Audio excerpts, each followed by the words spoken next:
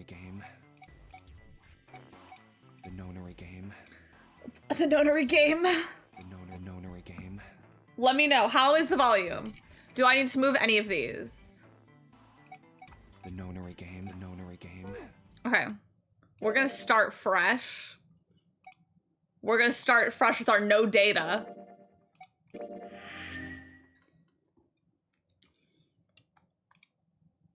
The game is fiction. All names, characters, and incidents portrayed are fictitious. There are 2 modes, novel and adventure. We're gonna be playing this predominantly in novel mode. I will explain. Oh, if I tab out, there's no audio at all. 9, 8, 7. Danny, are you present? 6, 5, 4.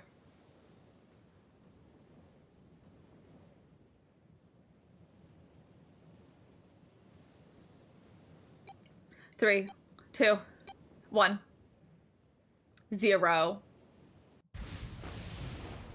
I'm here. Can you type up a really good, like, do not spoil message for me? A loud noise startled Junpei awake and his eyes snapped open. What the? As they adjusted to the light, he realized that he didn't recognize his surroundings. With a crack, Junpei's head connected with something metal. He rolled over and threw out his hand to steady himself, but he found himself groping at empty air. Whoa! His balance lost, and his still fuzzy mind struggling to understand what was going on. Junpei tumbled down to the cold gray floor. I didn't grab a notebook. Ouch! God damn it! Ah, what the hell? Do I have a notebook?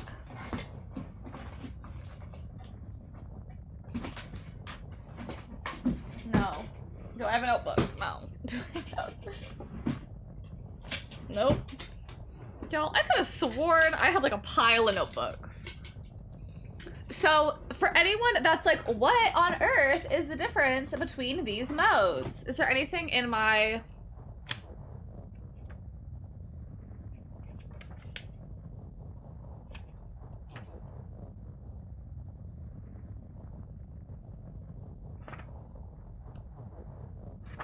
Okay, my Nancy Drew notes are in here. So, but I feel like I have my specifically notes for this game.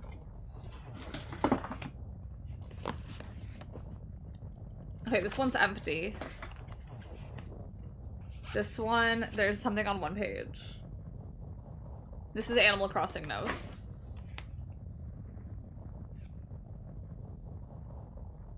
This, I think, is my Zero Escape notes. These are my Zero Escape notes. Okay, noted. This is empty. Since my Zero Escape notes are in here, we'll write these Zero Escape notes in here. Okay, but for anyone that is like, why are we doing... So this is adventure mode. We're gonna be in novel mode. Because we will not get any of this little fluffy text. Junpei glared around the room, still trying to determine where he'd woken up.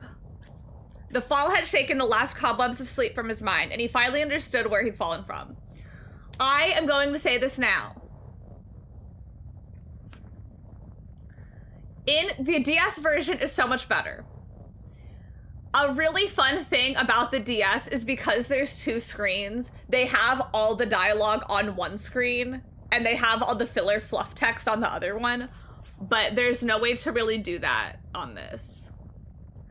But again, as we see, all we get is this. A bed? When all the other shit's happening. A bed, a 3-level bunk bed, in fact. Junpei had fallen, apparently, from the topmost bunk. Fell pretty far. That really hurt. His shoulder hurt, his knee hurt, his hip hurt, his entire body hurt.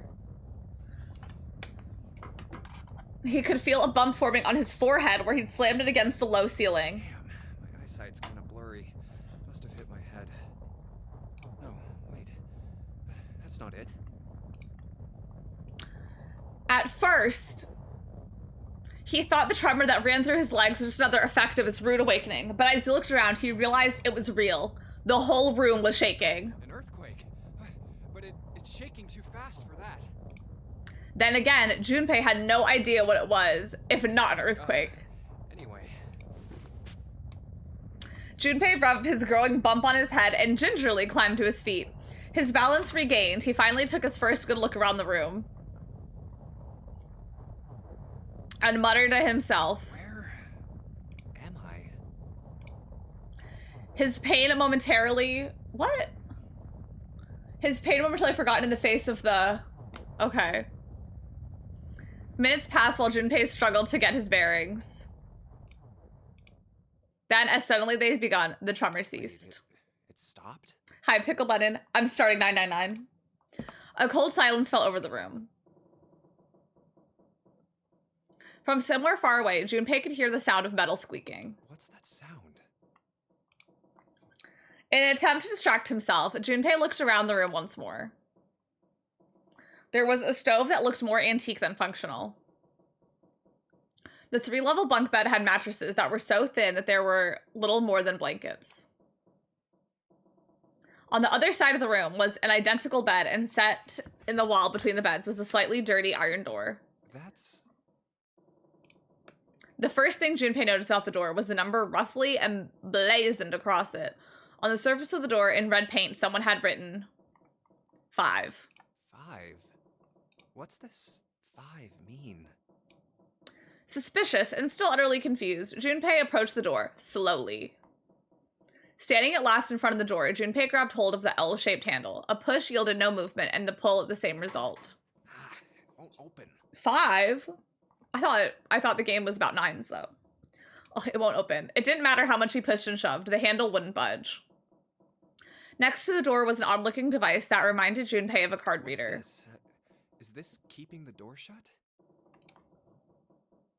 Junpei knocked hard on the door. Hey! Hello? Is anyone there? Open the door! There was no response. But I really want to stay and watch. It's okay, there'll be a VOD. I hope you have a good time at the job interview.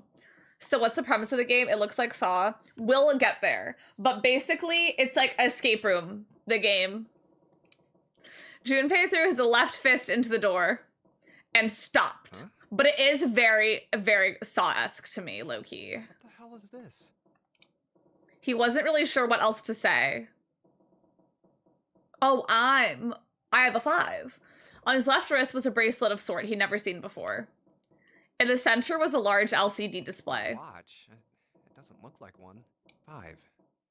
That's the same as the door. True, the numbers were the same, but he had no idea what that might mean. All he knew was it was strange and new, and he wanted it off. Junpei flipped his hand over as to remove a watch, but... What? I know this... How do I take this off? I see the wrist over here. The other side of the bracelet was solid. No buckle, no clasp, nothing. He sighed and flipped the thing back over. There were a number of rivets around the rim of the face. Perhaps... Maybe pushing something on this will work? He pushed them, but nothing happened. On a watch, they might be dials for adjusting date or time, but this bracelet, they did nothing. Damn. Guess I'll have to force it off. The lumberjack forearm suddenly, literally. Growing more desperate, he began to tug at it. However... No good. This stupid thing won't come off. A steel ring ran from the face around Junpei's wrist and back into the face. He wouldn't be pulling the bracelet off anytime in the near future. What the hell is the deal with this thing? Frustration and desperation were beginning to mix as the reality of the situation began to dawn fully on Junpei. Forearms are such an underrated body part. They are. So much was happening and none of it made sense. Junpei felt as though he were about to explode. And why the hell am I here? Why? What the hell happened to me? My head. Pain bloomed, but he did his best to shake it off. He raised his head. Huh. It was at that moment that he noticed the window. This is... The window was round, rimmed and riveted in brass, like a window from an early 20th century ship. His is more like a 5 arm, because of the 5s. Hold on. Am I on a ship? Junpei walked slowly toward the window. He could see nothing beyond it but thick, impenetrable darkness. I can't see anything. If only it wasn't so dark outside. Junpei squinted, trying to see something, anything. It was that moment. Huh? What the? Oh, you gotta be kidding me. What the hell is going on here? That can't be good.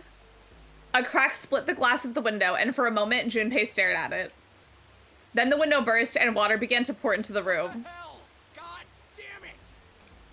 Junpei yelled and spun around, his feet slipping on the water already coming through the window. He ran for the door. They call me thick and impenetrable in college, if you know what I mean. Is anyone there? Come on, if you're there, say something. Mother, if you can, Papa, can you hear me? There was no reply. As Junpei screamed and pounded on the door, the water began to rise. It was now ankle deep on the floor and rising quickly toward his knees. It's not stopping. Not good. Not good at all. This is bad, I will say. Like, who's to say? I don't know. This seems bad to me.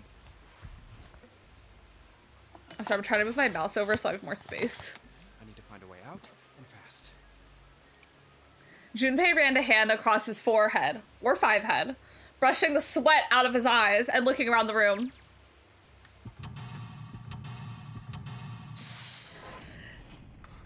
I gotta get out of here! Seek a way out! Okay.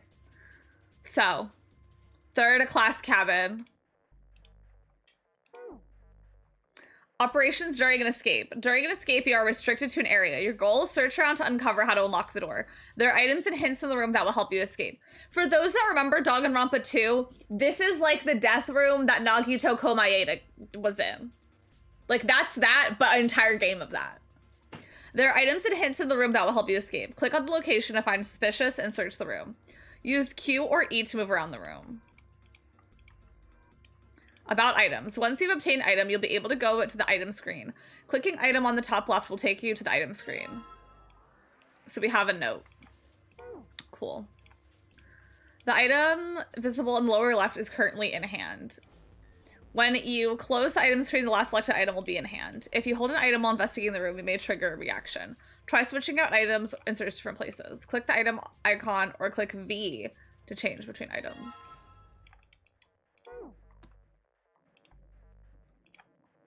The water just keeps pouring. I don't think shoving something in the window will stop. The table. Water is pouring onto it like a waterfall. I don't see anything useful. Okay. Oh, it's a lock. Okay, I don't think I have that yet. The door is stove. Okay. Oh.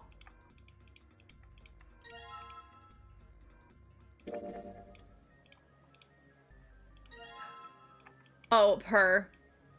Okay. Hold on. We have a red 7. Because if we're looking at the shape of this versus that, like... See how, look, there's triangles here. So, red, we have 7, 4. And then blue, we have 6, 3. Perf. Okay. Oh, done. Did that. Is this the Danganronpa devs? They're both Spike Chunsoft. Okay, there's another one of those. Damn it. Is there anything else I can use? What's that?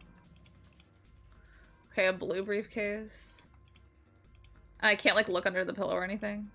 Okay. Really? Might as well look through it. Huh, damn. Nothing here. Okay. Pretty flat. Okay, there we go. Okay. So, there we go. So we have blue 0, 2, and then for the red one, we have a 8, 5. Okay. So blue briefcase. It's locked. Okay. Well, I can't change the dial on that? Okay. So I need a key. Is there anything in here? Ah, perf. A key. Ate that up.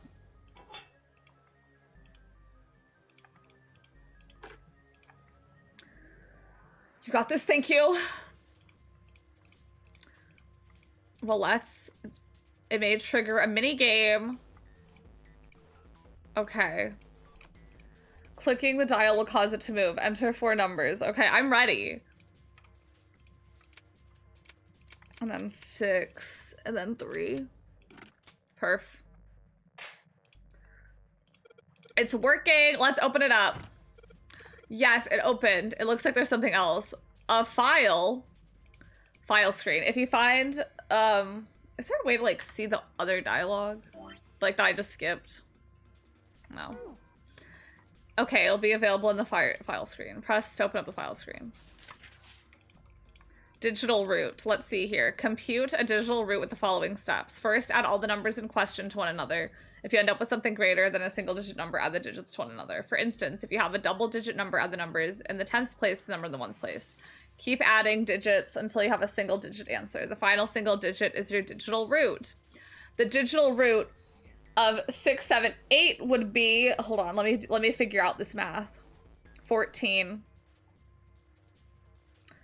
21. It would be 3. Perf. Therefore is 3. The digital root of 1, 2, 3, 4. Okay, that would be 4, 8, 9, 10. It'd be 1. Okay. I see. Oh, a notebook, a pen, and a calculator, and a stack of key cards. Okay. A stack of blue key cards. Perfect.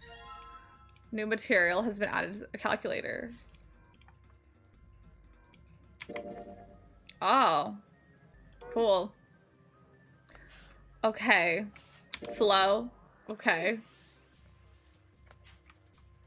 File. Ah, about digital roots. That's the information we just got. Okay. I'm not really sure what to do with these. Oh, wait, what's this? Oh, that's handy.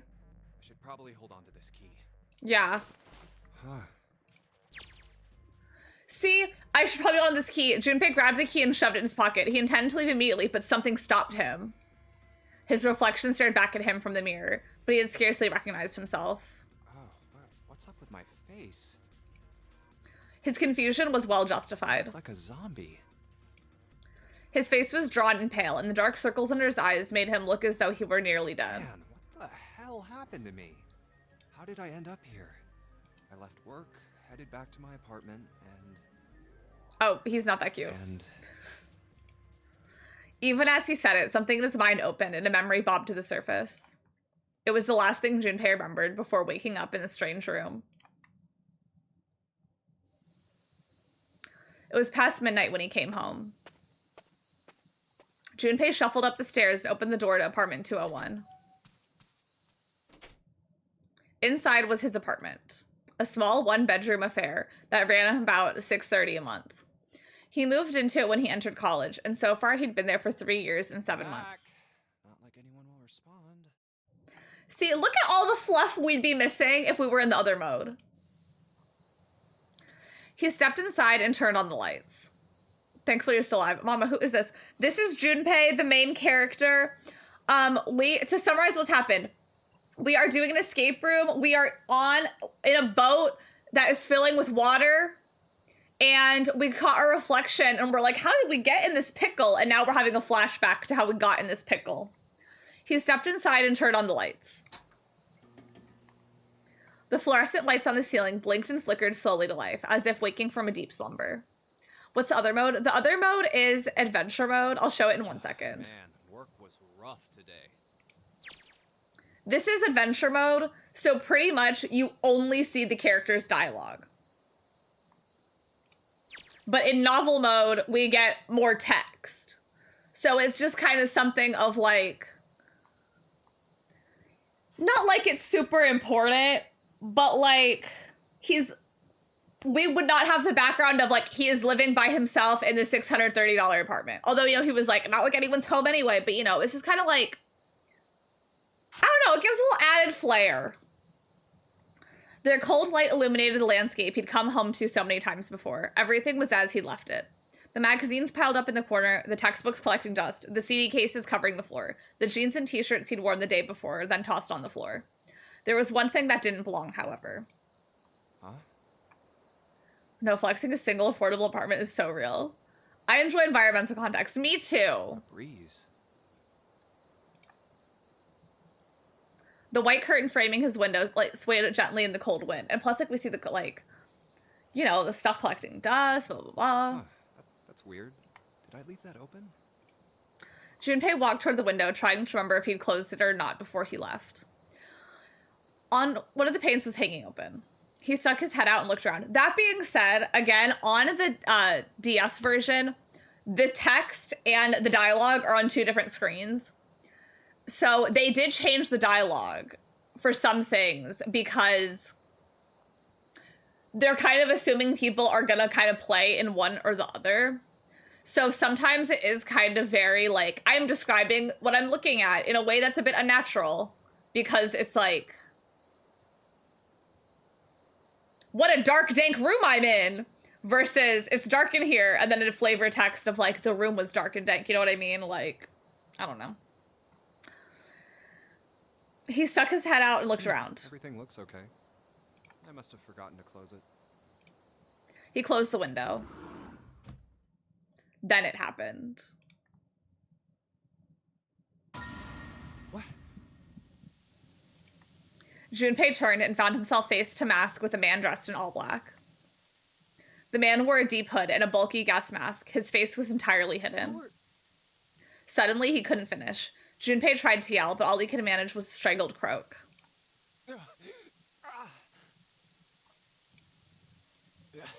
I can't. Junpei collapsed to the floor, a crumpled heap of limbs, like a discarded puppet. Too late, he noticed the white smoke that was quickly filling his apartment. A small object, shaped distressingly like a grenade, sat on the floor in front of his face, hissing. The white smoke poured out of it at an incredible rate. The smoke had grown so thick that the details of Junpei's apartment began to fade into a white haze. He could feel his mind begin to fade as well, a white haze that was not the smoke creeping into the edges of his vision. See, we'd miss all that shit. Consider this a privilege. You have been chosen.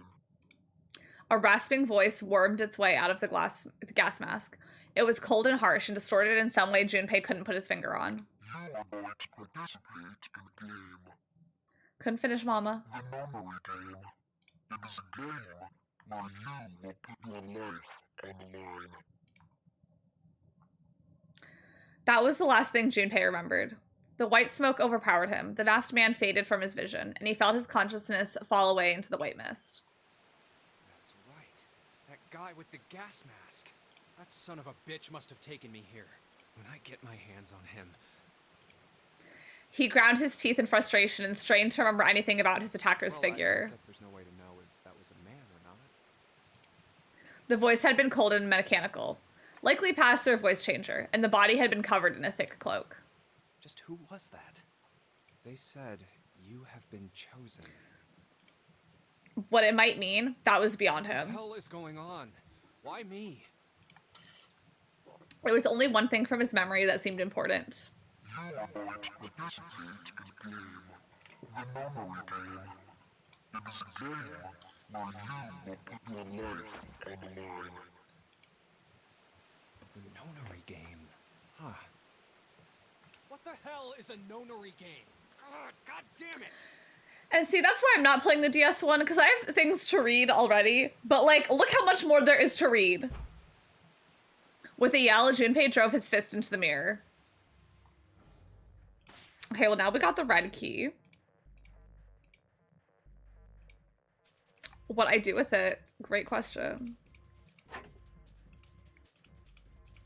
Because I already opened the blue briefcase, but wasn't there a red one? Where'd the red one go?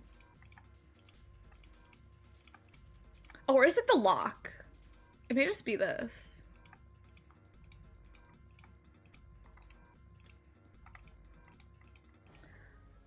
Oh, all right, let's slide the cards. And...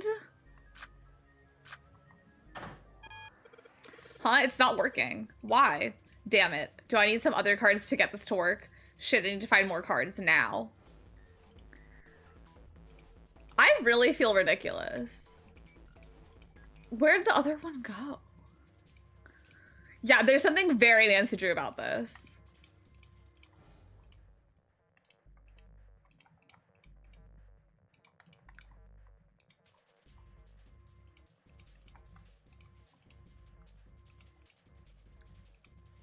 Like, I swear I saw the red one first. Why don't I see it now? Because I opened the blue one. Bro, I feel Flop Tropica. Oh, wasn't it in here? Yeah. Okay, the red one.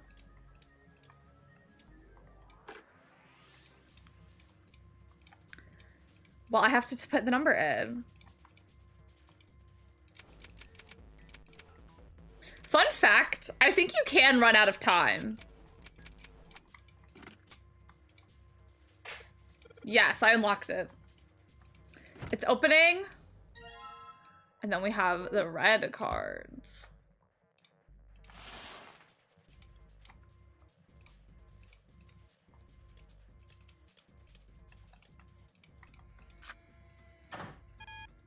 Damn it, not again. There aren't any more cards here. I've only got one other hint. Of course, the files. The file's something about a digital route. A digital route. The digital route, huh? What am I supposed to do with... There's a 5 on that door. Do I have to get a digital route of 5? I'm not really sure about this. Ugh, whatever, it's worth a shot. Let's see if this works. I'll just slide the cards that give me the digital route of 5 through the reader. Operating. Click 3 cards to select them. Oh, God. 3. Oh, my God. 8.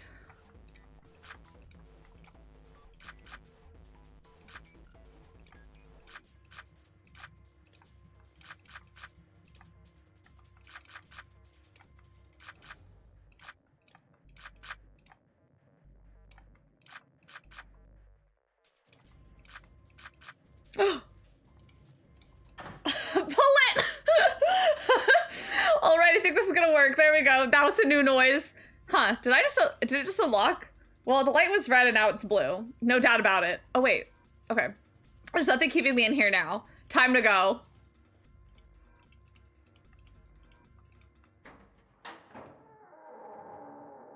So brute force. We did brute force our way through that door.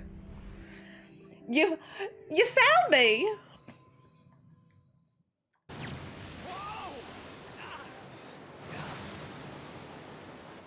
Accompanied by a wall of angry water, Junpei shot out of the room and into the opposing wall. Ow! The water tossed and turned him like a washing machine, and he only stopped rolling when he hit his head on the wall. My head. Wait, is it over? Whew. That felt too much like being flushed down a toilet. Damn. Damn. Junpei struggled to his feet in the still rushing water. Well, better than drowning, I guess. Am I in a hallway? The water that had followed him out of the room was rapidly pouring out of the door. It flowed quickly down the hallway and slammed into the foot of the short flight of stairs. Just 5 steps, in fact. And at the top of the short staircase... A door. Another door. If this one's locked. Damn this water. Ugh. Let me go. Junpei leaped up the stairs straight for the door. Oh, yes. It opened. The door burst open, and Junpei exploded out of it, only to freeze in his tracks. What other possible response could there have been to what he saw? What the hell?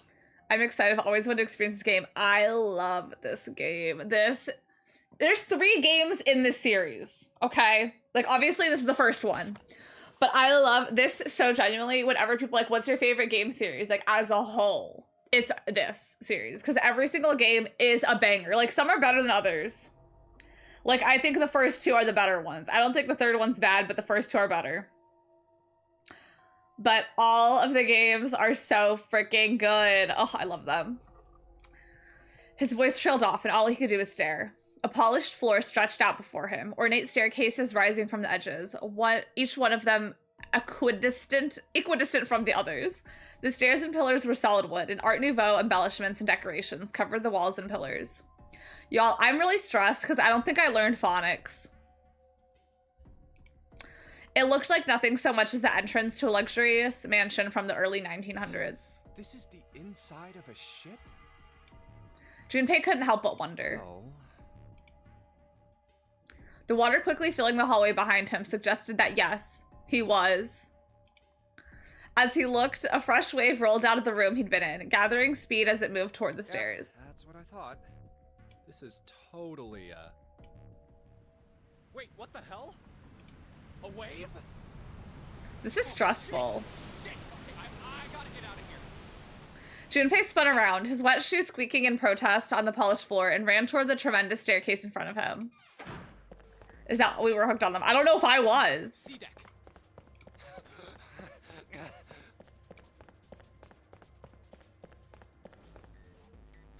B-deck. Hurry. Hurry. As he ran, he glanced quickly at the plates mounted on the wall, denoting the decks of the ship. A-deck's next. That I have from when it came out. And the character designs were very influential to the scene. The character designs are so good. Like, y'all are gonna know when we meet my favorite character. Y'all are gonna see her and be like, yeah. He took the stairs two at a time, not entirely sure where he would find himself. Just as he began to wonder where, in fact, the stairs did lead. What? Junpei saw another person out of the corner of his eye. People. He stopped short, nearly tripping over the next stairs, and looked. Out of the next stair and looked. It wasn't just one person he'd seen. On the landing to the left of the staircase, there were 4 people staring at him. Do you know how to sound out words? I think so. But I don't know. Not phonics, but I just remembered my coworkers were clowning our other coworker for not knowing how to spell Benjamin.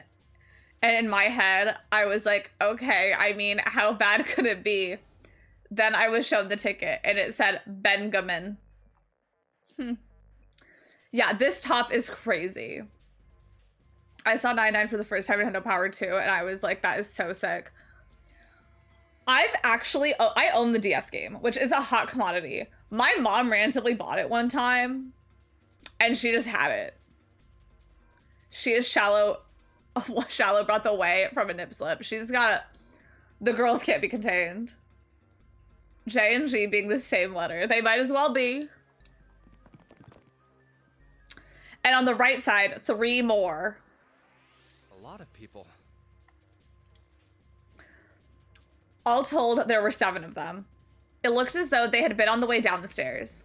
They'd stopped short when they saw Junpei, their eyes wide. He'd done the same, of course, and now they stood there staring at one another. Junpei didn't move, one foot placed awkwardly on the next step, in the middle of a stride. Who were these people?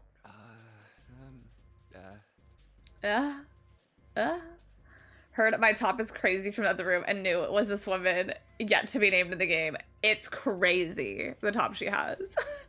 The entire interaction lasted only a matter of seconds. The woman spoke to Junpei, and time began to move again. I guess there's another one of us now.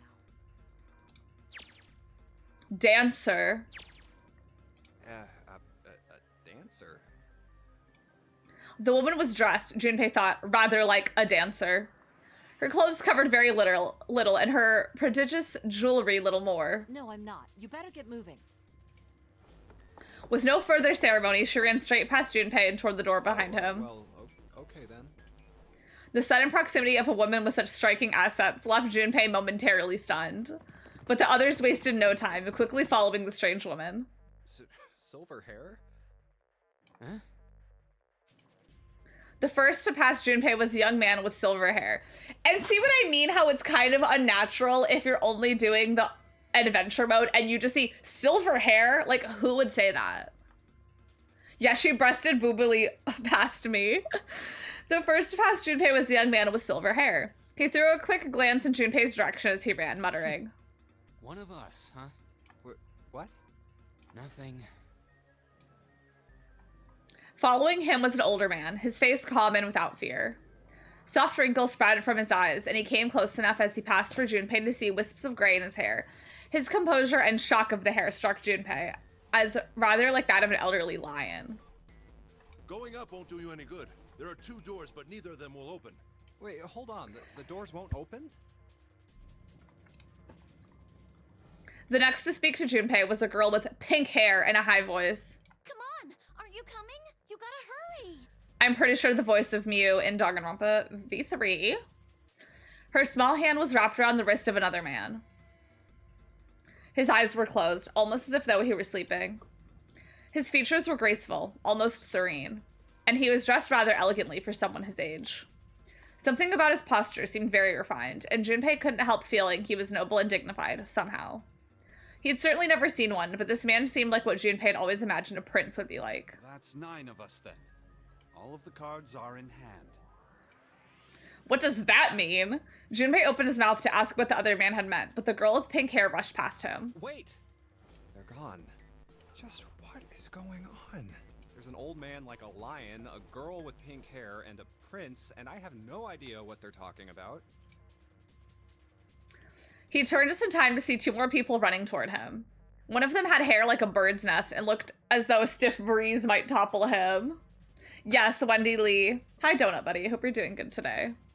And the other was a veritable mountain of a man.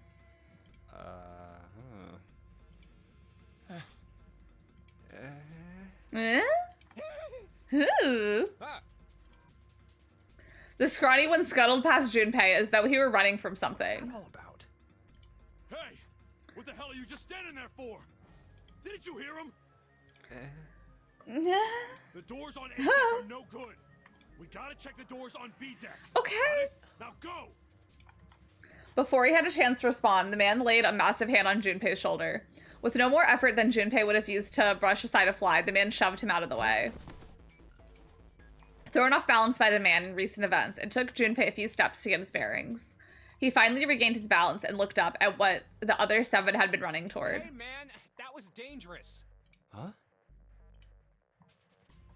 There were 2 pairs of large iron doors set into the wall in front of him.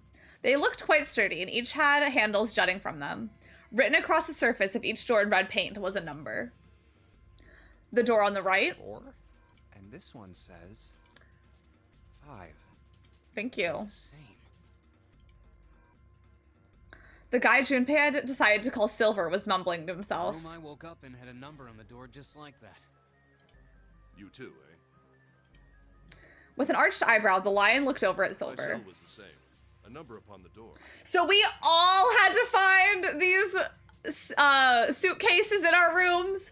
I don't think everyone was capable of doing that like me. I opened it, ran down the hallway outside, and found myself in a rather grand room full of stairs, as I suspected the rest of you.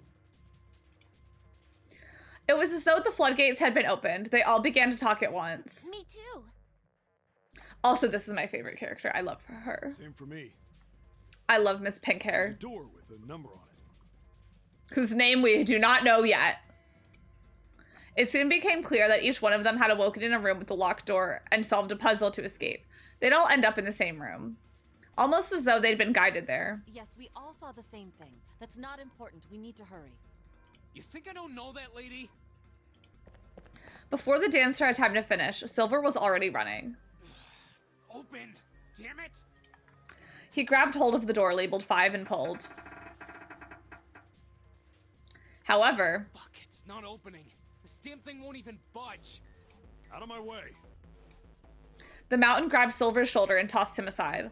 His path cleared, he took a few steps back and threw himself out the door. Once, twice, 3 times, 4 times. The door shook as his body slammed into it, but showed no signs of breaking or opening. The mountain threw himself at the door again. A body slam from a guy that big didn't even budge it. There must be some other way. Junpei turned toward door 4. Next to the door on the wall was a small box. This looks just like the device next to the door in that room earlier. So that means this door is probably locked too. but still. He had to check. Junpei grabbed a handle and threw all his weight onto it. Yeah, like that's gonna work. It was locked as tight as the door next to it, as he suspected. Junpei punched the door. It did not respond. Are there any other doors? He barely finished the thought when the C-deck plate he'd passed on his way up sprung, unbidden into his mind. His body moved before he had time to think. Junpei turned and ran back toward the staircase. He had scarcely taken a step when, at the top of the stairs, next to an ornate clock embedded in the wall, he saw a person. It was a girl. She looked to be the same age as Junpei. He froze, unable to look away from her face. He wasn't confounded by her beauty or something equally silly. No, there was another reason he couldn't take his eyes off the girl. Junpei had seen her somewhere before. He couldn't quite remember where, but he knew. He knew he'd met her before. The girl, too, stared at Junpei, similarly stunned. Quantum Infinity Scarf, I know, she's rocking it. Her response suggested she'd seen him before as well. Huh? Without saying a word, Junpei walked slowly toward her. She didn't move. It was almost as though she was held in place by some sort of magic spell. As Junpei stepped onto her landing, the spell broke. No sooner had he set his foot down than the whole ship shook a second time. The quake caught the girl under... See? I don't think I learned phonics. The quake caught the girl unprepared and she fell. Moving on instinct, Junpei leapt to catch her. Or so he thought. Oh. Her face was far closer than it should have been, mere inches from his own. Yeah. He was flat on his back and she had landed squarely on top of him. The girl seemed as confused as he did, and her face suggested she still hadn't fully recovered from seeing him. For a moment, that seemed to stretch for a very long time. They stared at one another. The ship stopped shaking. Everything was quiet. There's no flood. Water could be heard from the bottom of the ship, lapping faintly as walls and ceilings, but eventually that faded as well. The silence was complete, a thick muffling blanket. At last, the girl opened her mouth. Oh my gosh. Is that you, Jumpy? Jumpy. Jumpy. Her words echoed through Junpei's head, and suddenly his memory returned. Akane. Why hadn't he realized it before? The girl was Akane Kurashiki. She and Junpei had been friends in childhood. They'd gone to elementary school together for 6 years. But what was she doing on the ship? Her soft eyes were only inches away from his own. He could feel the warmth of her face. Feelings he thought long forgotten began to work their way to the surface. A bottom lash, but no lip. Okay, girl, work. He could feel his face heating up. Okay, I love a bottom lash, though. At that moment... Don't take me out of my novel. At that moment, a speaker crackled to life and a cold, eerie voice filled the room. Welcome aboard. I feel like a lip is like the bare minimum. I don't know. What? What's that voice? They hurriedly untangled themselves from one another and struggled to their feet. Their 7 companions had heard the voice as well, and many of their faces had gone pale. They looked around frantically, desperate to locate the source of the voice. At last, they found it. A speaker sat in the ceiling. I hope the job interview goes good. The voice was harsh, obscured occasionally by the crackle of static. Junpei recognized it. How could he have forgotten it? That guy in the gas mask. Hey, asshole! What the hell is this? Come on out here. I want to get a look at you. What do you mean to do to us? He also has a scarf.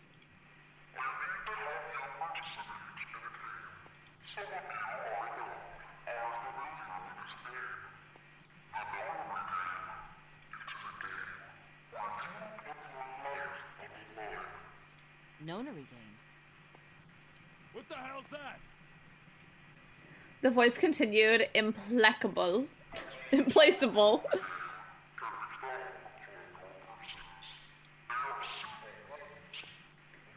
You're trying to tell me not one of us looked in our What's pockets? he talking about?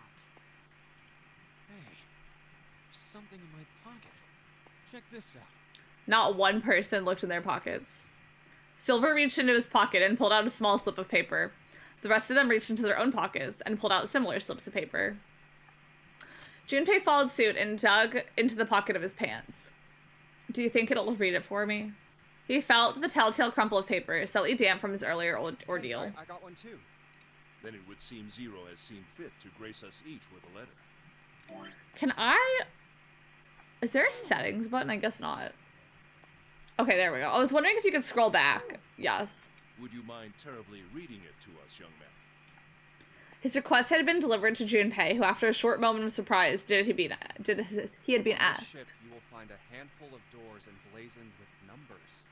We will call them the numbered doors. Okay, that's The doors helpful. in front of you are a pair of the same. The key to opening these numbered doors are the numbered bracelets that each of you possess. We have to find the root number. Should you total the numbers on your numbered bracelets and find that the digital root The digital of that root, number whatever. is equal to the number of that door, the door will open. Only those who have opened the door may pass through. There are, however, limits. Only 3 to 5 people can pass through one numbered door. All those who enter must leave, and all who enter must contribute. So this thing on my arm is a bracelet. Oh, he glanced around. It looked like everyone else had one as well, and had come to much the same conclusion. The purpose of the game is simple. Leave this ship alive. It is hidden, but an exit can be found. Seek a way out. Seek a door that carries a 9.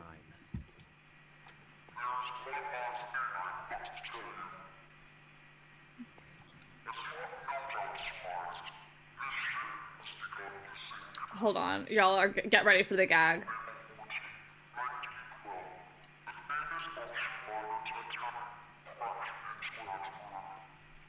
Iceberg lettuce.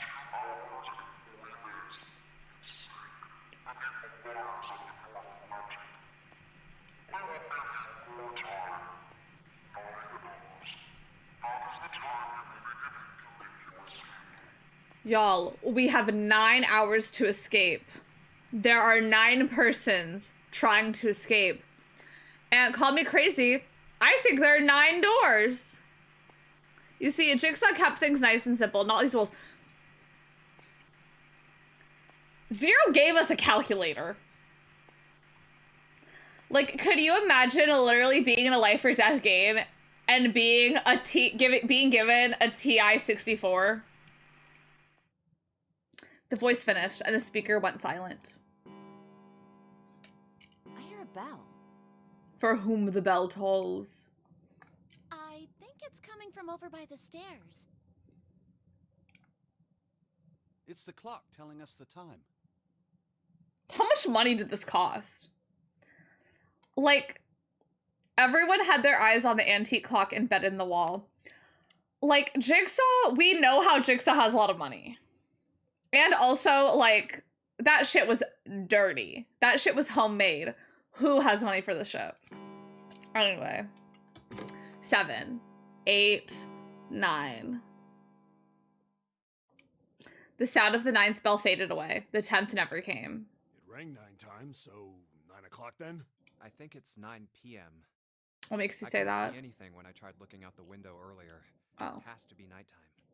If that is the case, then we would need to escape by 6 a.m. tomorrow. Bro, I know we just woke up. I'd be so tired. Was he an investor or was it generational wealth? He married into wealth. His wife was like loaded. We're on the Titanic at the bottom of the ocean. I guess legally. I'm clarifying this joke. Oh yeah. Yeah. We're just at the bottom of the ocean, the Titanic. The speaker went silent and did not speak again. I am curious. Who here, like, knows the game? Like, I've beat it. I know the game. I'm just curious, like, who here has never seen this game before in their life? Versus who has experienced it. I have played the game, Slay. Hey, Diva. you bastard! What do you mean by that? Come out here, you asshole! Never in my life. I do lie. Oh, you played. Okay, yeah, I've played it. But like, I'm playing it spoiler free. But like, I've played it before. I've played all of the games. I've done every route in every game. I know not. Love this game. It's so fucking good. Hey, you bastard. What do you... Wait, he read that. That guy won't stop shouting. And the others. Let's all make sound effects. What sound effects would you make? I'd go, ooh. Junpei 2 is consumed by his thoughts. I have way too many questions. Who is Zero? What's the nonary game? What's it for? Is he some nutjob just doing this to mess with us? Or does he have some other purpose? And why pick me to be part of this insane game? I'd make it, ooh. And the others? Why are these 8 people here? And the most confusing of them all. Why is Akane here? I haven't seen her since elementary school. Like, the most confusing of all, why is Akane here? Why are you here? Like, why are any of us here? Her. Why now? Like, you could say that about any of these people. No. There's no way. There has to be a reason. I don't know what exactly, but there has to be. Very well. The lion's voice seemed oddly loud in the silence. Standing around here won't do us any good. Best we get moving, don't you think? Get moving? Are you planning to open the numbered doors? Hey, wait! But don't tell me you're actually gonna do what this Zero says. No, that's not what I mean. Maybe they meant like, why does he know someone here? Yeah, I guess. But it's just so like, I mean...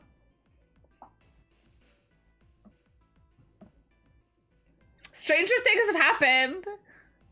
People know each other all the time on Big Brother. The lion shook his head, mildly annoyed. I'm saying let's find another way. After all, we haven't really examined this place yet. Also, what is the weather? He's literally wearing a sweater under a giant jacket, and she's wearing this. What? Like, not shaming her, but what is the temperature? Where have we not looked? Everyone searched A deck already, right? Yeah, we were kind of in a rush though, so we probably missed some things. Why don't we check out the lower floors first? We should see how deep this place goes. I can work with that. Then let's go.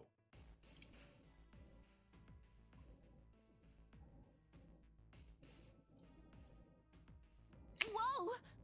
A little wet. What the A little hell? slippery when wet It's over completely here. Submerged. Damn. Like, she's wearing earmuffs. If the water level keeps rising like this, we're all gonna drown.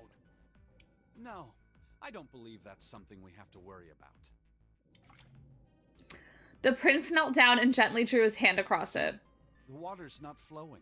That means the origin of the water has been stopped. Perhaps this Zero fellow has used some sort of remote control to seal a watertight door lower. I love character designs that don't give a shit about characters logically being together. I know, like, I love it. I love it. Like, at least I could tell the same artist worked on all of them, and that's enough for me, I He guess. said that our time limit was 9 hours. In other words, this water won't rise for 9 hours. Then you're saying we won't sink till then. Well, that may be a little too optimistic. No point to wishful thinking. It's so, like, I know all their names. So it's just so weird, like, That's depressing. like, Silver? If we don't determine a way to advance from this point, we are stuck on A deck and C deck. I also, outside of that one character, I won't tell y'all who I like and don't like. Looks that way. Unless, like, things present themselves, where it's like, what the fuck? Hey, hold on. How about we check C deck before we jump to any conclusions? We might find something there. Huh, you're right. I think we should look at the metal doors by the big staircase, too. They're pretty suspicious. No numbers on either door. And I don't see an authentication device either. Nope. It's locked. That is one thing. I'm not saying this is the best game of all three of them, but, like, I love the character art in this One game. too. Damn, none of the doors are opening. Hey guys, over here. There's another door behind the stairs. This one doesn't open either. We'll see about that. Hey, old man, give me a hand. Using force, I see. Let's I give need it a to play the try. other two. You need to. The second one's gaggy. It's gag after gag after gag in the second one. It won't budge. The third one's also really good, but I think that the first two are definitely, like... It's very, like... It's not the same as Danganronpa, because all three games are all the same story. But, like, you know in Danganronpa, how it's, like, the first two games are, like, hope versus despair, and then the V3 is, like, trust versus distrust? That's almost how I feel about these games, where it's, like, the first two games are, like, yeah. And the third game's like, hey! That's kind of how I feel, almost. Like, it's still really good. But it's, like, for example, on Steam, like, the first two are literally bundled together, and it's kind of like that vibe, you know what I mean? The second is my late BF's, like, fave game ever, so I've put off playing it, but I think I could do it now. End of seriously toned message. It's really good. But no, I totally understand why that would kind of be something hard to go through, for sure. Could you not just start shouting out of nowhere? You almost gave me a heart attack, you know. Oh, sorry. Trying to make it in a more positive way, though. Like, I feel like it could help you feel a little bit, like, closer almost by, like, playing his favorite game. I'm not trying to say to play, I'm not making a point for or against you playing it, I want to clarify. But I just feel like it could help, like, you know, experiencing someone's favorite thing. It doesn't appear to have moved even with two of us trying. It's very I think about how many YouTubers played Zero Time Dilemma when it came out without realizing it was the third game. I would be so Try freaking using your brain confused. first. Huh? Take a closer look. Like, I could not imagine playing Zero Time Dilemma. Right. It's obvious what we need to open this door. A key! Do we need a key? You got a problem? Okay. I just really doubt we'll find a key that easily. I mean... Ignoring the tense air between the two, Junpei moved closer to examine the doorknob. Just above it was a strange mark in the shape of a circle surrounding a dot. There's a mark on it. Does it mean something? Hey, look! Over here, too! Hmm? Pink hair was looking at double doors that hadn't been examined yet. I think they're elevators. There's an inverted triangle by them. May as well try pressing it. Huh. Nothing. Maybe the power isn't on. Or we need to do something with this card reader. And there's a strange mark here, too. I don't know what the fuck that means. What is this? Cross with a It tail. looks like a lowercase h with a dash drawn across the upper stem of the H. Or that. That was my second guess. Junpei stared at it for a This while. is the symbol of Saturn. Oh! Astrological symbol. And bitch, how many planets are there? If you count Pluto, 9. If you don't count Pluto, 8. If you don't count Pluto, do you count the sun? Then the mark on the other door. I think that was the sun symbol. It's all coming back. We saw the same symbols on A deck. Me playing the game, I think now it was like 4 years ago. We did? I don't remember that. I don't recall. Deck, huh? I haven't been there, so I wouldn't know. We may as well check again since we're talking about it. Lion's words urged them on, and they took the stairs up. There. The two doors next to the stairs. The one on the left had a keyhole with a similar symbol engraved on it. We only have 9 hours, guys. She's right. It looks similar to what we saw downstairs. That was not the same symbol. This is an earth symbol. Oh, Earth. The horizontal line symbolizes the I kinda watched equator, Sailor Moon, and yeah. The vertical one represents the prime meridian. Chop, y'all. Like, what if we really got a little stumbled in a room and stumped? Junpei looked up at the ceiling. The ceiling. Metal plates. Huh. It's as if it's covering something up. Perhaps it was a dome of some kind. I wish we could get out through there. Be realistic. We'd need a lot of explosives to open that up. Be realistic, we only have 9 hours! The windows too. Huh, they're all covered. There were several windows along both sides of the ship, or at least where they had, at least there had been. They too were covered with metal In other plates. words, we're trapped. All the exits go nowhere. Junpei was not happy. The girl with pink hair spoke up. Well, I'm sure they go somewhere. We just can't open them. Then the mountain spoke. You don't know that. For all we know, they just open into walls or take us in circles. The prince did not agree. No, I'm sure they go somewhere. Otherwise, what point would there be? He is so hot to me. And we can open them. Well, 2 of them at least. He is falling to me. You mean the numbered doors? All eyes turned toward the door with the numbers on them. Oh, it would be referred to as a mountain. Yeah, like, if I caught wind, someone was calling me a mountain. Ooh. I'm just saying, we wouldn't be surviving the 9 hours. All eyes turned toward the door with the numbers on them. The atmosphere in the room grew tense. Hey, wait a minute. I think I said this earlier, but I don't think we should do that. The dancer moved in front of the doors to block We'd have to them. be crazy to open these doors. If we do that, we're doing exactly what Zero wants us to do. Suddenly, everyone began to speak at once. May as well give it a shot. Can't stay here forever. Yes, I'm in favor as well. No, I'm totally against this. But shouldn't we at least try? We don't know what'll happen. We should stay here. We have 9 hours. We don't have time for that. In 8.5 hours, this ship is going to sink. We've wasted half an hour! The clamor of voices made it next to impossible to determine who was saying what. Their arguments grew more and more intense until people were shouting and screaming at one another. Hey, shut up! They fell silent, and all eyes turned to Junpei. He felt each stare burning into him, but he refused to Before we flinch. try and decide where we're going to go, there's something else we ought to do. Where do you think you're going? What's that? We need to exchange information.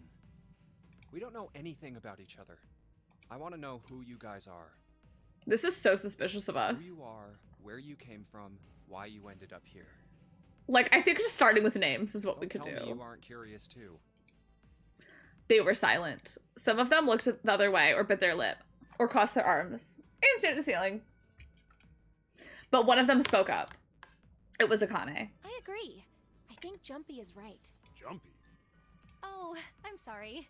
I'm talking about him. I just call him Jumpy. His name is Junpei.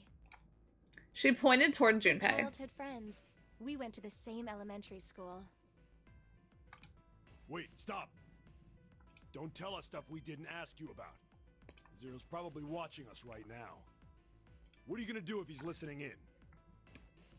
He could know we went to school together. Oh, would that be bad? Her voice, for some reason, reminded me of Kristen Wiig's Lola Bunny. Ugh. Is that the one that Jimmy's, like, obsessed with? Like, that iteration? Yes, I need to watch it so badly.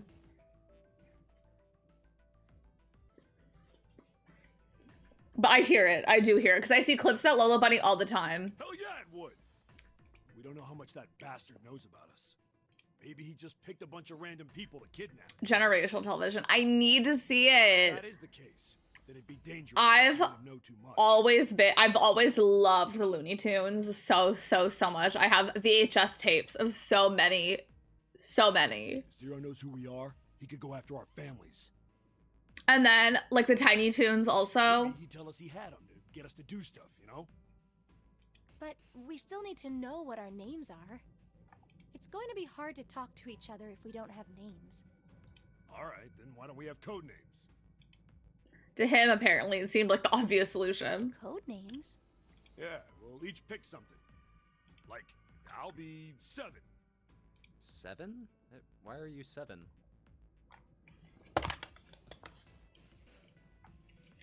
That is one of the stupidest questions you could ask in this situation. It seemed a fair question. The mountain stuck out his left arm. Because this bracelet number says 7. Why the number 7? I just love the number 7. Like, could you imagine if you were like, oh, 3? Oh, I get it. Yeah, that's a good idea. He smirked. All right, I'm gonna be Santa. Any of you chumps know Japanese? No? Well, san means 3. So, I'll be Santa. You know, like Santa Claus. Fits, don't you think? You could just be 3. Then your bracelet number. Yeah, it's got a 3 on it. Good job, Grandpa. And if you chumps know Japanese, I'd like to note this game originally came out in Japanese. Just like the mountain had done, Silver thrust out his left hand. Sure enough, the face of his bracelet read 3. Very well then. I'll go next, shall I? My bracelet number is 1. Given that, I think Ace seems appropriate. I'll be Lotus then. As I'm sure you all know, it has 8 petals. Isn't that crazy that lotuses all have 8 petals? I know. I see Nagito Komaeda in your eyes. And if you chumps know English and the man named Santa Claus. Which means, of course, that my bracelet number is 8. Cause she, what? 8. I would appreciate it if you would call me Snake. My bracelet number is 2. Since Ace has chosen cards, then I choose dice. Snake eyes, clearly. Which is particularly relevant given that I am blind. You can't see? I knew it. He'd kept his eyes closed during their entire ordeal, which had suggested something strange, but to hear it said so casually, it was something of a surprise. Everyone seemed a little nervous at the prince's proclamation, but no one seemed to know how to react to it. Me next. There was one person, however, who didn't seem to be surprised in the least. The girl with pink hair. I want to be Clover. You know, like a 4-leaf clover. Good luck, right? Looking almost bored, she held out her left hand. The face of her bracelet showed the number 4. Clover, my favorite character. They'd come around to Junpei. He held out his bracelet. All right, my number's 5. So my code name is going to be... Why have one? It's not like there's any point to it now. The dancer cut him off I mean, mid-sentence. we all know your name already. You're Junpei. Oh, yeah. Oh. They all nodded. Akane stepped forward nervously. Then you should all call me by my name too. Because, I mean... Yeah, you doxed me. It doesn't seem fair to Jumpy. You're thinking it's not cool for you to hide your name after you told us his. Yeah. Akane fidgeted awkwardly. Junpei decided he had to do What's your something. bracelet number? It's 6. She hesitated for a moment, then held out her left hand. As she'd claimed, the bracelet's face showed a 6. Junpei looked at it for a moment and he All right, thought, why don't we call you June? June? Yeah, you know, it's the 6th month of the year. So you're June. Jumpy? yeah, let's have a June and a Junpei. That's a great idea. Akane kneaded her hands and looked up at Junpei, uncertain. He smiled back at her Are you good with reassuringly. that? Yeah. She thought about it for a few more minutes, then seemed to come to a decision and gave Junpei a small nod. Okay then. Their names decided, Junpei ran over them quickly in his So head, this is how everyone breaks down. 1 is Ace. in case we forgot. Yeah, their ship name? Junpei. 2 is Snake. 3 is Santa. 4 is Clover. Diva. 5 is me. 6 is June. 7 is 7.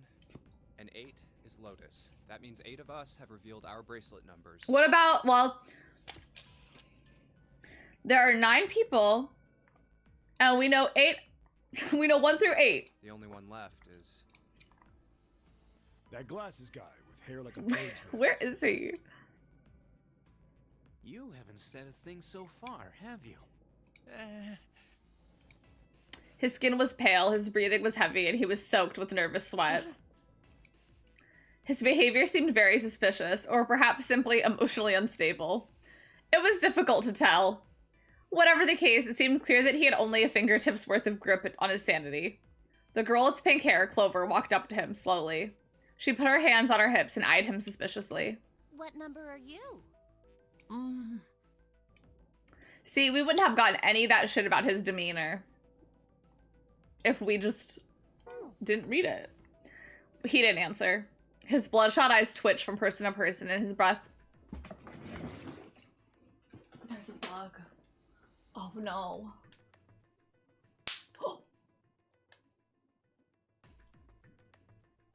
I got it.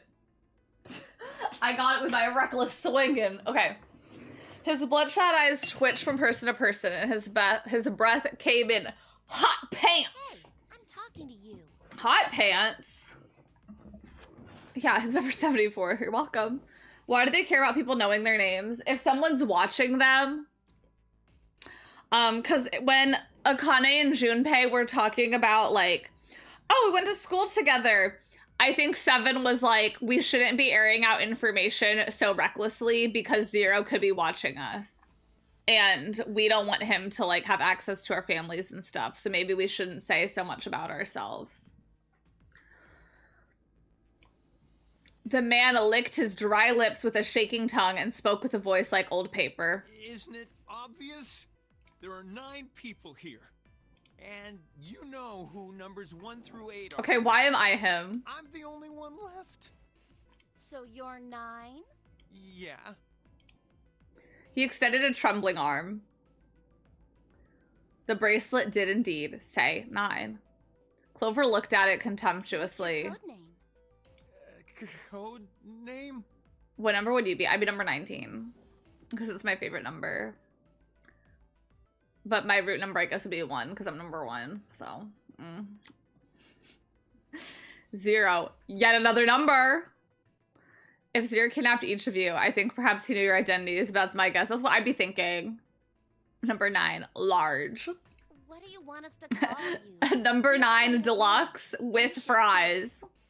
I don't need one. Why not? Because I am not gonna stay here with you.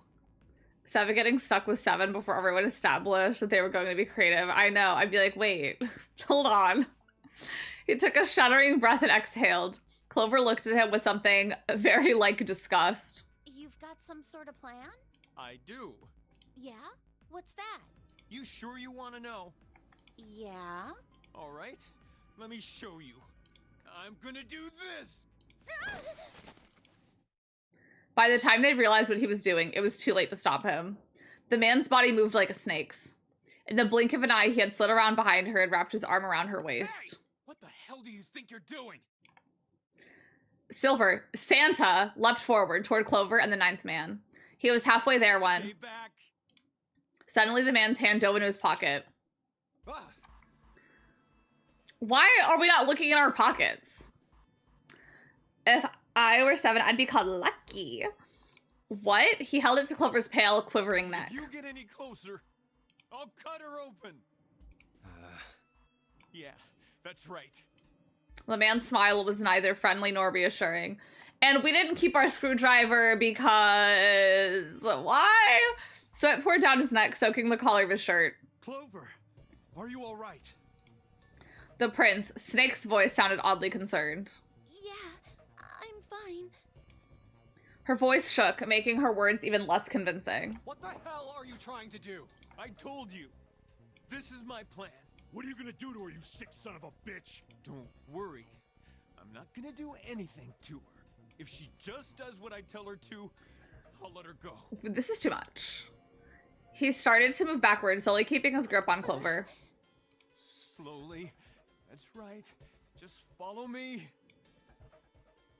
Keeping their distance, Junpei and the others followed. Eventually, the man reached the wall. He gave a start as his back touched it, then glanced around quickly and spoke. Here. Verify. The left. Look on your left. Do you see the device on the wall? Place your hand on the scanner panel, the round part. What if I don't? The man's nostrils flared and he looked like he was about to choke. Are you an idiot? What do you think? I could slit your throat right now. The voice actor's not doing a great job. It's, are you an idiot? What do you think? I could. No, the voice actor's doing a great job. I'm being silly. Low key, I feel like there's no escape. Some would say 0 escape even. All I need is your bracelet. 0 escape, 9 hours, 9 persons, 9 doors.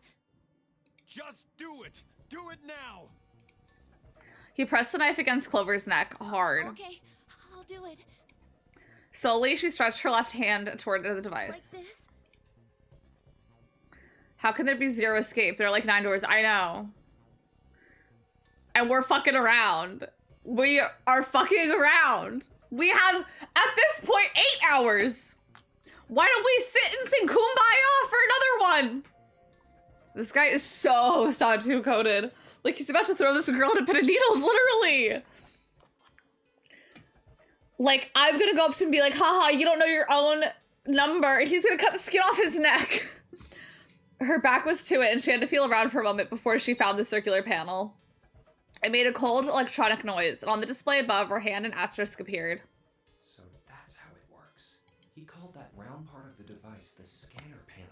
If we put our left hand on it, our bracelet... 0 persons, 0 hours, 0 doors. Literally, the way they're acting. Then, should you total the numbers on your numbered bracelets and find that the digital root of that number is equal Hold to the on. number of that door, She's number 4, and he's 9. 4 plus 9, 13. We still need... Ace has to put his hand. Junpei shifted his eyes to the door itself. The number on it was 5. But why does this guy know so much about how this thing works? It's like he knows exactly what to do. Like, is Ace gonna be like, no.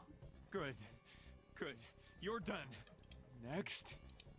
His bloodshot eyes crept from person to person until finally they stopped on the lion, Ace. You, right?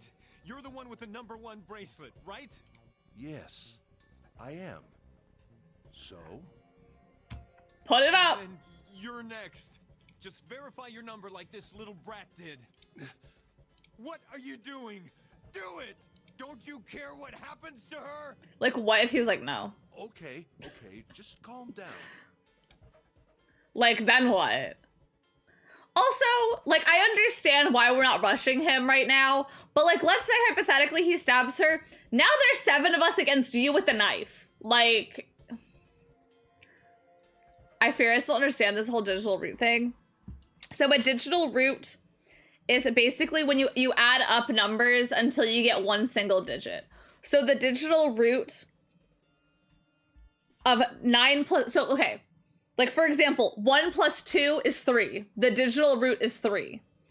If we add 9 plus 4, we get 13. But that is 2 digits. We need 1. So then we take both of the numbers in that, which is a 1 and a 3, and we add those and we get 4. So that's how I knew we needed Ace, because I was like, well, if Clover's 4 and he's 9, we're at 13. 3 plus 1 equals 4. So we have to add the 1 to make it 5. And so they need 3 to 5 people for each door.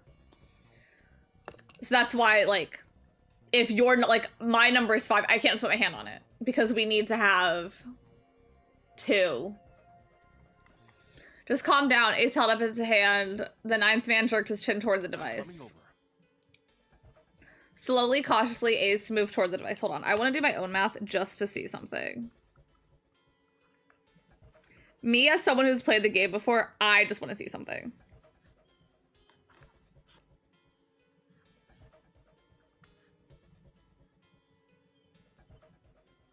Okay. Sorry, I was just curious about something. Slowly, cautiously, Ace moved toward the device. After what seemed like an agonizing eternity, he reached it. Verify. Wait, hold on. I want to see something else.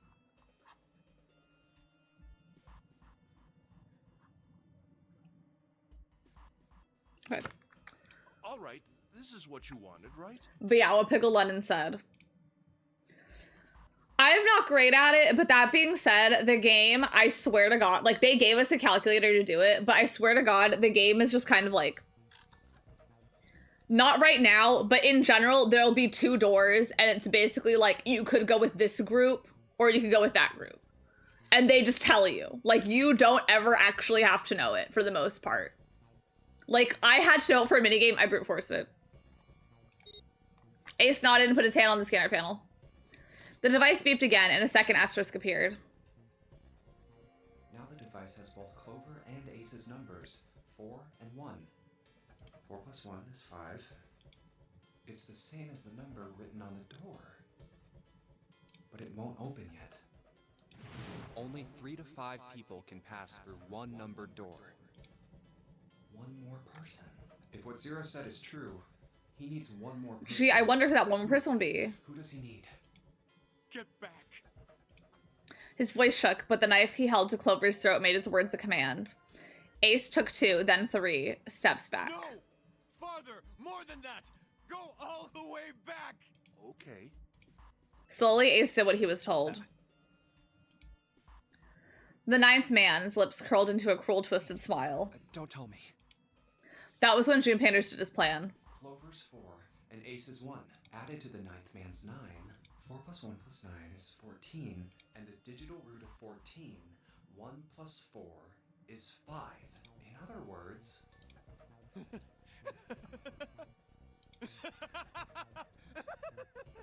Don't trust a man that laughs like this. Thank God you were all so cooperative. Now I can get out of this nightmare. He pressed his own hand against the scanner panel. A third asterisk appeared on the screen. He dropped his hand to the lever on the side of the device and pulled.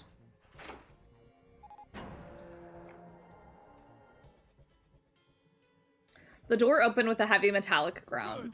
I don't need you anymore. What happens if you do it like this? Oh, you still see all that stuff, okay.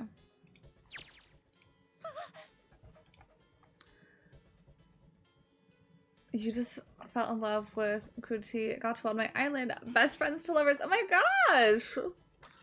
Wait! He let go of Clover. Junpei leapt toward the 9th man, but he wasn't fast enough. She's all yours. The man shoved Clover and hopped through the door. Okay. Have a good one, guys. I'm going off ahead now. Well then. Goodbye. His hands are so small. Bridgerton wishes they had our chemistry. He raised his hand and waved, a twisted smirk on his face. Then he was gone. The door ground shut with a dull clang of metal on metal. Clover, are you all right? Snake ran to Clover's side as she lay on the floor. Yeah, I'm fine. Have you ever seen someone smirk IRL? Why? Are you saying I didn't do a good job? Are you saying mine wasn't accurate to what a smirk is? I just mean, like, I don't think so. Like, I just feel like there's other ways I guess I would describe a smirk. I feel like I've seen people smirk, though.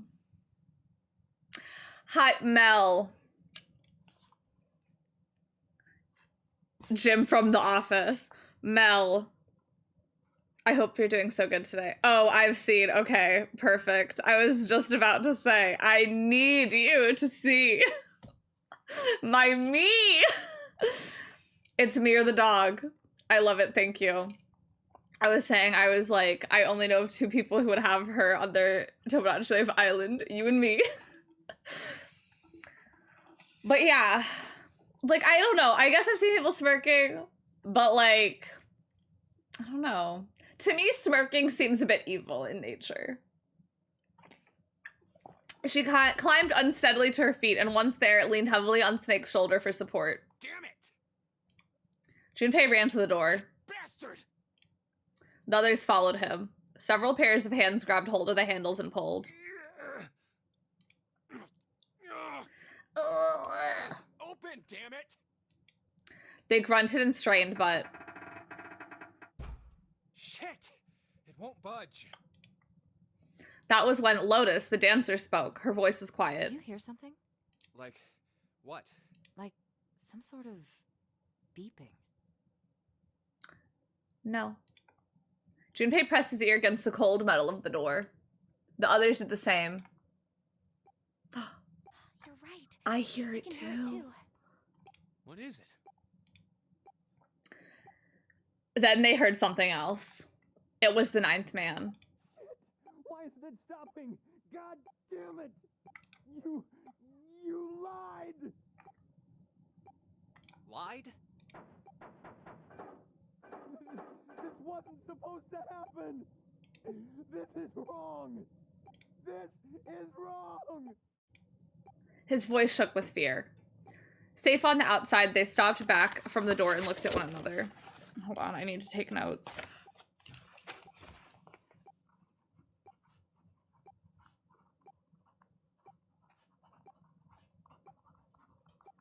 Okay. What is happening in there? Open the door, please. I'm begging you. Veronica, open the door, please. Please get me out of here. Also, God damn it! something a little chuggy of them. Whoever put this number on the door, like, that's not blood. Someone was like, I'm gonna paint it red. Junpei grabbed hold of the device. He slammed his hand on the scanner panel. Nothing happened. Why? Why won't it work? Engaged? Is it because it's occupied? So embarrassing for him. Oh my god. There's no time left. Listen, I was lied to. He lied to me. He put me in here. Who? It was him. He killed me. It was him. Who? A name or number, please? The voice that is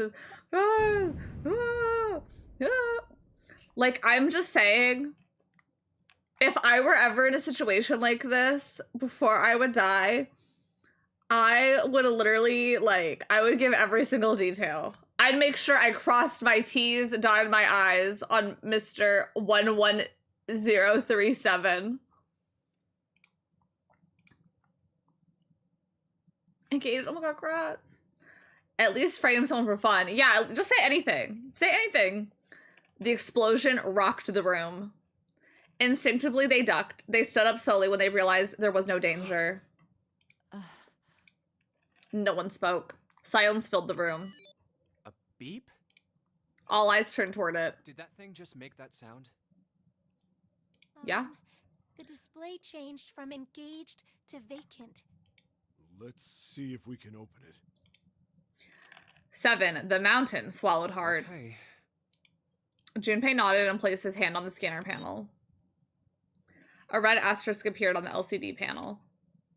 Well, it registered my bracelet number, but it won't open with one person. We need at least 2 more people. I cannot tell you who those 2 other people need to be. Ugh. I don't think it matters. As we can see, I've clicked a few answers before, but I don't think this matters. Like, I'm just gonna say Santa and June. Like, see, these all equal the same thing. Like, it doesn't matter. Santa and, June, you think you could give me a hand here? Like, I don't think this does matter. Yeah, there's nothing I need to do. I'm looking at the r/0escape subreddit.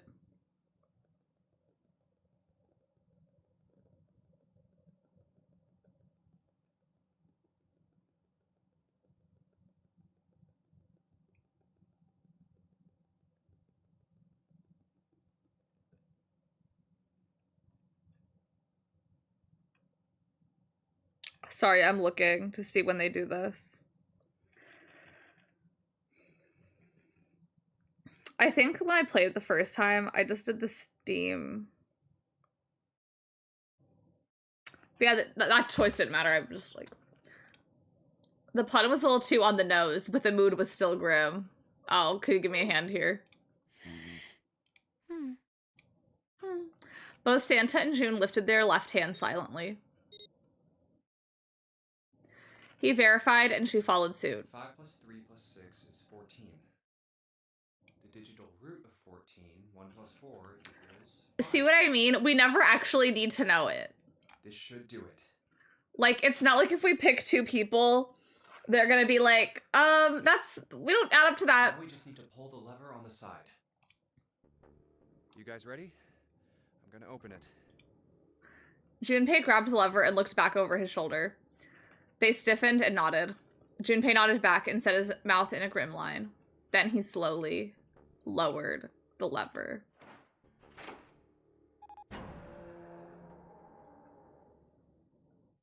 Kind of funny, I'm not gonna lie. There was a metallic groan and the door slid open. A breath of air drifted out of it, carrying a stench that nearly made them gag. Junpei grimaced and put a hand over his mouth. Oh my god. Good God. Lotus and Ace shuddered. Seven grunted. Whoa, that's pretty bad. Dev Patel just fell in love with you! Even Santa's voice shook. He blew up. It appeared that Santa was right. The hallway on the other side of the door was splattered with chunks of torn flesh and dark red blood. The shriek echoed across the room. It had come from June. Then her strength left her and she dropped. As Junpei turned to catch her, the door ground shut.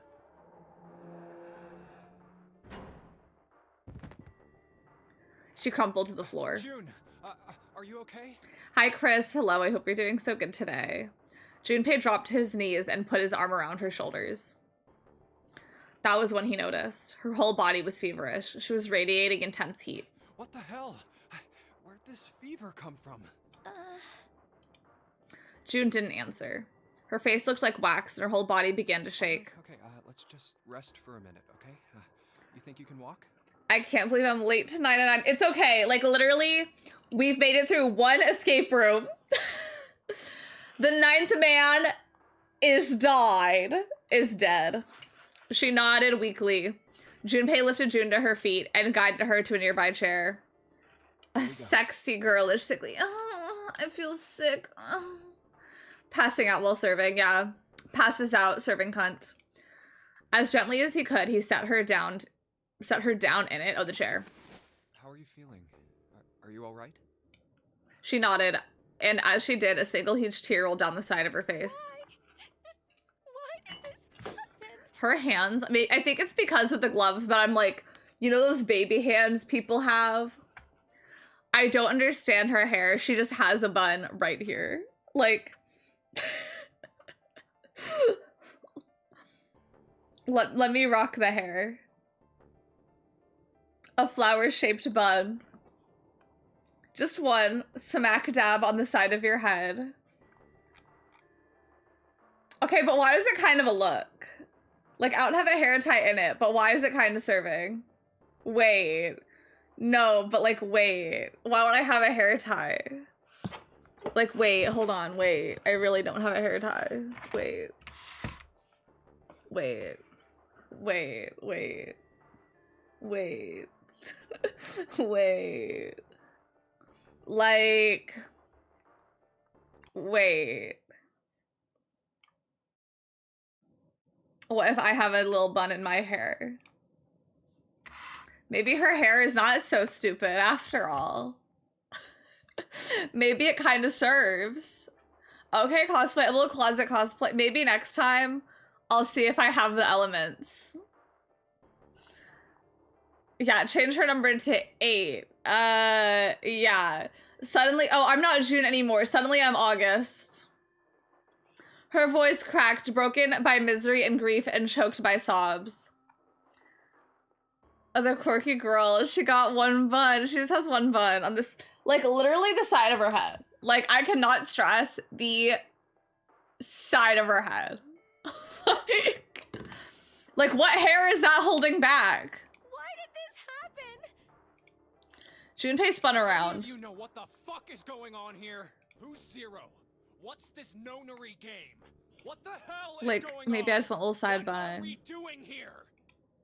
No one spoke. Ace, Snake, Santa, Clover, Seven, and Lotus. They simply stood there, 7 pairs of downcast eyes and 7 grim lines for mouths. June's body shook with silent sobs. They slowed as the minutes ticked by and eventually they stopped. I know, I saw the zigzag part and I was like, I don't feel like doing that. I could only do so much for this. Then suddenly, in the cold, heavy silence that had enveloped them like a thick fog, a bell began to ring. The clock in the central hall. 7, 8, 9, 10 times. And then on the 10th ring, it stopped. The sound of the bell faded away into silence. It's 10 o'clock then. Ace said what each one of them had been thinking. It's been an hour since Zero's little announcement. That literally means we've fucked around for 1 hour and have done nothing. Like, a person died. Seven's deep voice echoed across the room. Fuck! I've had enough of this crap! Santa leapt to his feet, his fists clenched. How long are we gonna pussyfoot around like this? Voice of We reason. only got 8 hours until this time limit Zero was going on about is up. Let's get going already! Go! Go! Santa's outburst fell on deaf ears. No one seemed to agree with him. They stared back at him, their eyes blank and their faces tired. Finally, Lotus spoke. No, I refuse. I'm not gonna end up like him. Him? You mean the 9th man? So let's work together. Of course, who else? In his mind's eye, Junpei saw the corpse again. Blood. Oh, blood and pieces of flesh. The dark reddish-black pools of blood. The scattered pieces of flesh. Organs strewn across the floor like a blossoming of a grotesque flower. The explosion that had torn through his body had been powerful. There's no way for a person to die. The 9th man's neck had been twisted at an odd angle. Junpei suspected the detonation had thrown him against the wall. Half of his face was crushed, and the other half was covered in blood. Most of his abdomen had been emptied, either by the explosion or by gravity. You have a favorite character design? Clover. I love Clover. And hi, Horizon Ride. I hope you're doing so good today. Yeah, Clover, I love her design so much. Maybe it's because she's pink, but I love her outfit. Most of his abdomen had been emptied, either by the explosion or by gravity. He had landed on his back, and stark white ribs jutted out of his chest, like the legs of some sort of macabre crab. Crabification. Junpei felt something flip in his stomach. I think he just screwed up. And see what I mean, y'all? If we were not playing on novel mode, do you know what we have got? All we would have had, blood, blood, and pieces of flesh. We wouldn't have had this grotesque description. Eyebrows went up, and Santa continued. Probably set off some sort of trap, and that killed him. I'm not gonna screw up like that. I'm getting out of here alive. Thank you. Oh no, I just said don't trust a man that laughs like that.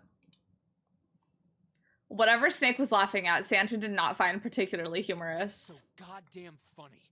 Oh, my apologies. You were just, so very confident. I couldn't help myself. What the fuck? What the fuck? I think you've mistaken the situation. Huh? The 9th man's death. It had nothing to do with the trap. Or at least not the sort of trap you imagine it did. Then? He broke one of Zero's rules. That was why. Thank you. I was waiting for someone to address the elephant in the room here. You still don't... All right. How about you take a moment and think back to what Zero said? Specifically, what did he say about the number of people? Y'all, I don't think I have an infinity scarf. He said only 3 to 5 people can pass through one numbered door, right? And after that? You've forgotten the relevant part. What did Zero say? Santa furrowed his brow in thought. Junpei thought back. Zero said that everyone who verified had to All go. who enter must leave, and all who enter must contribute, right? I think it was something like that. Whatever it was, it means that groups of less than 3 or more than 5 can't go through. That is correct. A gold star for you, Junpei. I'm so smart. Okay, I'm gonna take this little bun out. Although I do think it is kind of cute. Like I was shitting. I think it's kind of cute. The 9th man, however, broke that rule. Yeah, he did. I can't get it He out. tried to pass through a numbered door by himself. That was why he was executed. And Zero's watching us from somewhere, making sure we don't break any rules. Oh, I'm not so sure of that. Oh, you're not? Why not? Because this execution system is entirely automatic. You didn't notice? You mean there's not cameras everywhere and someone's There's just no like need clicking for you to buttons? monitor us. What do you mean? Snake looked at Seven with what could only be described as pity inside. Very well, I see it must be me who tells you. I've waited long enough, I suppose. I had hoped Zero might spare me the trouble, but that seems increasingly unlikely. He couldn't see them, of course, but perhaps Snake sensed the confused eyes upon him. When Ace spoke, he gave words to everyone else's thoughts. Do you know something? Well, I know a great many things, but yes. What is it you know? Snake, I love you. Here. Snake removed a card from the pocket of his jacket. What does it say? See for yourself. With a flourish, he presented it to Ace, who took a close look at it and spoke. Come on now, what's the point of giving me this? Is it written in Braille? Give me that. Like, what's his stuff written in? Santa snatched the card from Ace, but his expression of disgust quickly turned to one of confusion. Huh? The hell is this? Seven tugged it out of Santa's hands. I see. The card went from Seven to Lotus, from Lotus to June, and finally to Junpei. He looked at it and understood. This is Braille. Thank you. That's it, actually so inclusive, Zero. I agree. Braille, the written language of the blind. The card was covered with small embossed bumps. Junpei could recognize it, but he certainly couldn't Sorry, read it. guys, I can't read this. Here, have it back. Why am I apologizing? None of us could read it. Junpei handed the card back to Snake, who nodded at him with a small Okay, smirk. that was fun. What's so important about that card? I found it in my pocket. I can only assume it is a message from Zero. From Zero? Gloke Zero. What does it say? Suddenly, everyone was crowding around Snake, desperate to hear what the message said. Santa, especially, looked as if he were about to grab hold of Snake and shake the answers from him. I know, 0 to hero. Snake raised his hand. Calm down now. No need to panic. Calm down, You guys. don't need to force me. I'll read it. Junpei swallowed hard and waited for him to start. He was not the only one. Presently, Snake began to read, his voice calm. His fingers glided over the tiny bumps as he spoke. Bracelet number 2. Since you are not blessed with sight, I shall bless you, and only you, with information. I shall tell you of the function of the red, of the dead, and of the bracelet. Oh. The red is the recognition device. It will verify your number. Beside every numbered door, you will find a red. The dead is the deactivation device. It does exactly what it says. Once you have passed through the numbered door, you must use the dead to stop the detonator in your bracelet. This is crazy information to give us now. I know, he's got a really good Zero impression. Perhaps you are wondering, what does this detonator detonate? I am afraid this might be something of surprise. Like, oh, let me just pull out my, voice I have placed a small bomb effect thing. and people whom you are about to meet. A bomb? You swallowed it while you were unconscious. I have no doubt that by the time you read this note, the bomb will have passed your stomach and found its way to your small intestine. In other words, you will be unable to regurgitate it. I suggest you do not try. I know, it's so gross.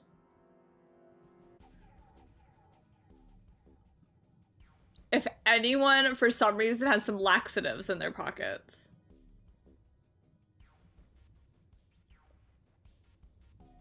Would we pass it in these now 8 hours? As I mentioned before, the bracelet on your left hand... How big of a bomb? How did you know? Here you go. Think of it as a remote fuse, or timer, for the bomb in your body. There is only one condition to cause it to detonate. That condition is that you enter another door. Once you have done so, the timer will activate, no matter who you may be. You will have 81 seconds. That's a long time. After that time, the detonator has not 81 seconds, a multiple of 9? signal to the bomb in your body, instructing it to explode. Why not 90 seconds? In order to deactivate the detonator, every person who verified their number at the red must also verify their numbers at the dead. Once all numbers have been verified by the dead, you need only pull the lever at its side, and the countdown will cease. Anyone who does not verify their number at the red will find themselves unable to verify their number at the 10. That is to say, if you should pass through a numbered door without first verifying your number at the red, in 81 seconds, you will be dead. You must also keep in mind that the numbered doors will close automatically after 9 seconds. 9? A multiple of 9? So long as the doors open, the dead will not function. You would do well to remember this. Lastly, let us discuss how to remove the bracelets. Also, I will say, I feel like Zero could have easily just been like, there are 2 verifying pads. One at the beginning and one at the end. Okay, but what if Zero had Tone 2 for Todachi? How to remove the bracelet? There are only 2 ways to do so. You escape from this ship. Oh, 2, your heart rate reaches 0. Ever fall.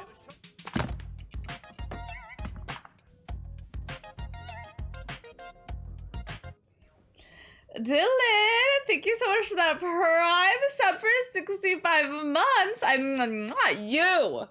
Could use that Prime sub literally anywhere. And I'm so glad you're using it on me. I'm playing Zero Escape, one of my all-time favorite games ever. And there's some fierce divas in this game. I'm in finals hell, but I lurk. I hope your finals go good. Are you stressed about your finals? I mean, you said you're in finals hell, but like, are you worried about them?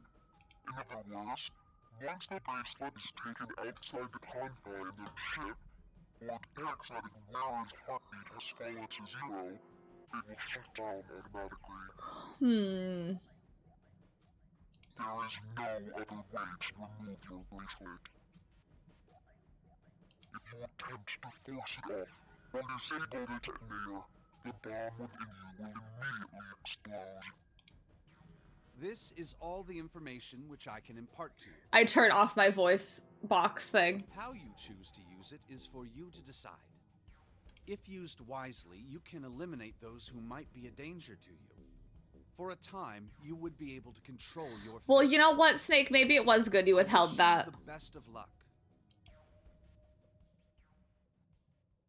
Snake finished reading and carefully returned the card to his So pocket. it's saying only those who verify their numbers at the red can pass through the numbered doors. Junpei, we You just can't read add or it. subtract people after they're scanned in. Like, my one issue with the Steam version, and maybe it's like that in the DS version too, but like, this is a mature rated game on the DS, which is like 17 plus. Why? I know I also just did it, but like, that's because there were so many words and I was being silly. But it's just kind of like, Junpei, why are you repeating information that like was literally just told to us? The reds, deads, and bracelets enforce the rules. I wanted this game so bad when I was 11 years old, reading the Nintendo Power. I remember starting it because like my mom owned it, but I didn't really like think about it until I watched a video that talked about all of the mature rated games on the DS. Because there's only like 7 mature rated games on the DS. Like, there aren't a lot. And I was like, oh my goodness, how interesting. And then like, I was like, the premise is so interesting. I just happened to have already owned it. And then I started playing it, but I was like, this is a hard game. I think I got stuck on the first puzzle. I've always heard about this game, but never got it. It's so good. Shit! A fucking bomb! Come out! Come out, damn it! In defiance of Zero's suggestions, both Santa and Seven put fingers down their throats and began to gag. The rest stiffened. Some touched their stomach, some simply stared at their bracelets. Junpei gingerly touched his stomach. Bomb inside me. The thought of it made him queasy. His stomach felt oddly hollow and his legs were weak. What made Zero think creating this horror show of a game was a good idea? Junpei looked over at the others. Right. I'm gonna ask one more time. Do any of you know anything about Zero?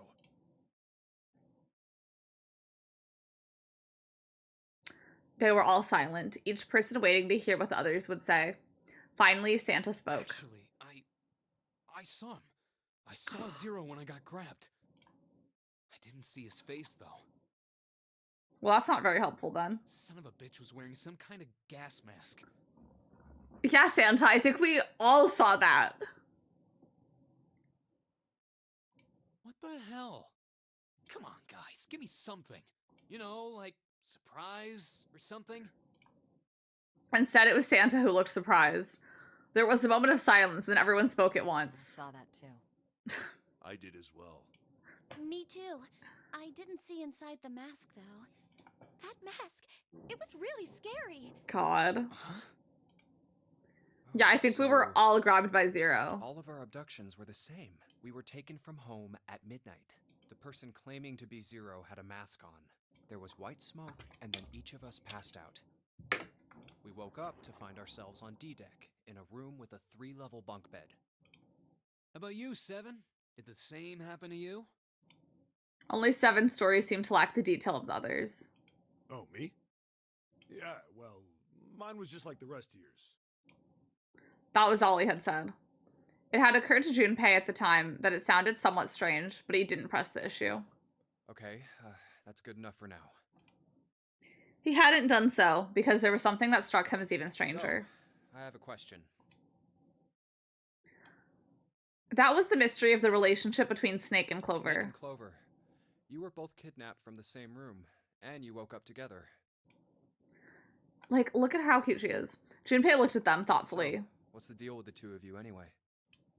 It was Clover that answered. Clearly, she felt she had nothing to hide. We're siblings. Siblings? Yes. Snake is my older brother, obviously. That means Duh. I'm his little sister. That really so hard to understand? Junpei was taken aback. The others seemed just as surprised. She is correct, of course. He laid his hand on Clover's shoulder. Are you, surprised? Well, yeah, but Why? There are other people here with connections. That's very true. Those two, for instance. Snake pointed at Junpei and June. Oh, you mean between Jumpy and me? Ah, yes. You did say you were childhood friends, didn't you? Wait, you went to school together? Yeah. Lotus, didn't you hear that? Like, where were you? June glanced at Junpei, uncomfortable with the sudden attention. Yeah. Junpei felt somewhat nervous as well, and tried to scratch his head as casually as possible. Now that's, okay. Smirking, I'm willing to leave people do that. I've never seen someone scratch their head casually. Like, like, what do you mean scratch your head casually? Hey, you think maybe we could figure out who Zero is this way? yeah, you're right. You connect the dots between the victims, and that leads you to the perp. Textbook stuff. Junpei, June, does any of this ring a bell? Huh. Ring a bell. No, ring a bell from, Bravely Default. Bell? They looked at one another. And like it was staged, they both tilted their neck at the same time. Well, perhaps you went to school with the son of a... Love multi-millionaire. Ring a Bell. I love Ring a Bell. A millionaire? Son? Well, someone bought this boat and set up all Thank of you. this. Whoever Zero is, they must be incredibly rich. Well, we can't be sure of that. He looks so large right now with his arm behind her. To me, this seems as though it's the work of an organization, not an individual. Like, this is a yaoi dynamic. Most likely, Zero is simply the representative of the Like, larger size-wise. What sort of organization? Like, he looks so large to where clearly he should be in the foreground, but his arm is behind her. It could be a number of things. An army, perhaps, or a... Bravely research Default group? might be beloved. I actually never beat it. I started it, like, when it first came out, but I Perhaps never this beat is it. all some sort of psychological experiment. But I want to play it, because isn't it on the Switch now? If it is, then it's a pretty fucked up experiment. I mean, come on! A guy's dead! There are 2 genders, big and little, yeah. It is on the Switch now. You just get on the Switch and play it. The word dead hung in the air, heavy and ominous. The room went quiet again. I don't know who the hell... Or I this guess I'd look into seeing the quality of life changes and stuff. fucked up in the head. Because, like, if people are like, the DS version's so much better, then I wouldn't get on the Switch. But If this was all one guy, then he's got some serious issues. It's worth it. The quality of life is good. Oh, good. Even with the specter of death hanging over them, the discussions continued for some time. I thought we were finished with that topic. We're wasting... Okay. I know some people don't want to go through these doors. Let's have two groups. The people that want to go, that want to participate, and the people that don't. If you want to participate, let's start going. But then what should we do? We should talk it through. Oh my god, enough! All we're doing Oh my is god, talking. thank you. Like, we've had... I'm not on Zero's side. Zero gave us 9 hours. That's so much time. It's gonna be down to the wire at this rate. Santa threw up his hands. His voice was filled with irritation. Solve anything? It can't help us find our way out of here. You really sure you want to just sit around? We've only got 7.5 hours left. We already wasted an hour and a half of our 9 Thank hours. you. Oh my god. Everyone there was already on the edge of panic. What Santa told them only made the feeling more intense. No one was willing to argue this time. You're right. Thank you. Very well then. There's only one way for us to proceed. Sure not gonna be fun running around knowing we gotta jump when Zero says jump. Well, it's stupid to just sit around here doing nothing. Stupid. Well, thanks to Snake's card, at least we have some idea of how this all works. Correct. And so long as we all follow the Like, this was her... we should, This was her daytime drag. Like, she was just wearing this that day. But But what? who's going to go in which door? June looked toward the numbered doors. Oh yeah, that's right. We can't have any more than 5 people in one door. All 8 of us can't go in the same door. Then it would seem we will have to split up. Okay, y'all. It's time for us to decide. Wait.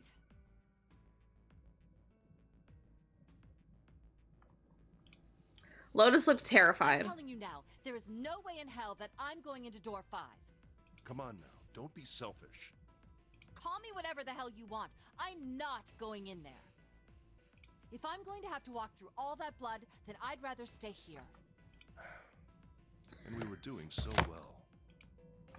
Ace shook his head sadly. Sorry, but I ain't going in there either. Someone else can go into door 5. Oh, Santa, not you too. Hey, Bro. man, I just bought these shoes. If you think I'm getting some creepy dude's blood all over them, you got another thing coming. That was the last straw. What the hell, man? Weren't you the one who kept saying we should get going? Yeah, so doesn't mean I wanted to go into door 5. Oh, God. There was an awkward silence. Finally, Seven spoke. Fine. I mean, valid, yeah. I can't go in there alone, though. Anyone else willing to come with me? There was another long silence. This time, Snake was the one to break it. I'll go. What? Don't worry. You'll be fine. We may part now, but I'm certain we'll meet again later. How do you know that? Because I do. That's not an answer. If you're going, I'm going too. What am I going to do with you? I'm going to door 5. Okay. There's nothing you have to do. I didn't mean to cut her off. Ace stepped forward. If I join you, the problem is solved, correct?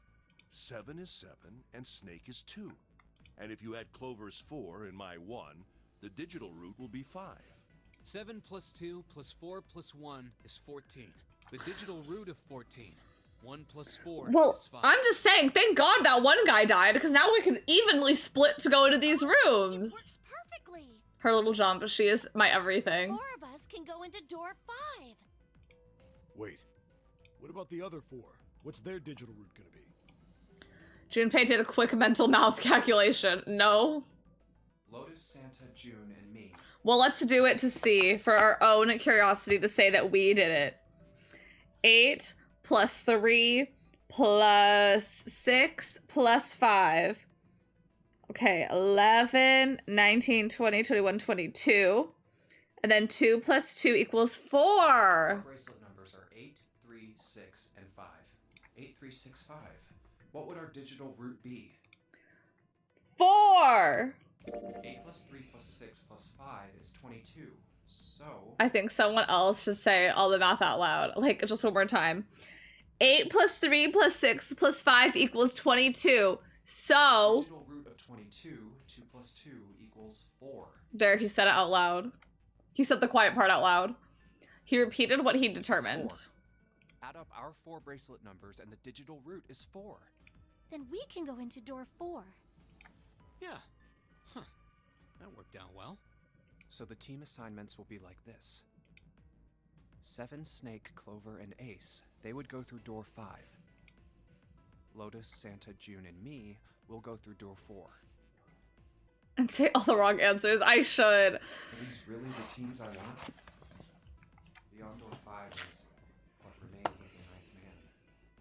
I never want to see that thing again, but something's telling me that it'd be a good idea to examine the corpse, even just a little closer.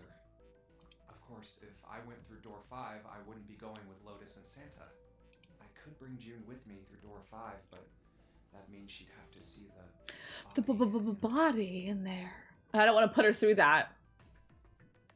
Junpei was torn. Stay silent and go through door 4? Or should I stop them and insist on door 5? As he turned his options over and over in his mind, Ace spoke up. All right then. It seems we've reached a conclusion. Shall we go? He began to walk toward door I'm 5. going through door 5. Clover and Snake followed him, with 7 a short distance behind. We're over there too, right, Snake? The door's not going anywhere. Slow down.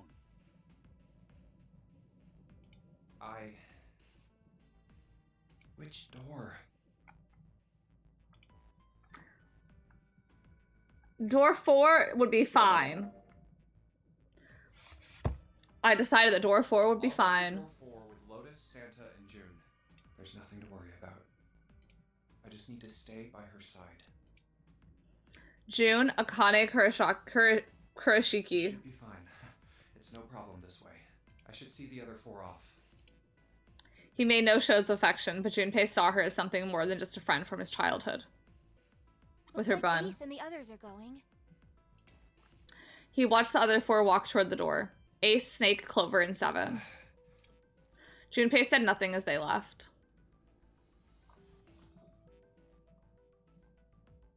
Before long, they had reached door 5. They talked to one another for a few seconds, saying things Junpei couldn't hear, and then laid their hands one by one on the scanner panel of the red. Can you put your bun back in? I miss it. Okay. Was it cute? Now then. I'm so sad it was so low-key kind of cute the first time. It's not going to be so low-key cute the second time.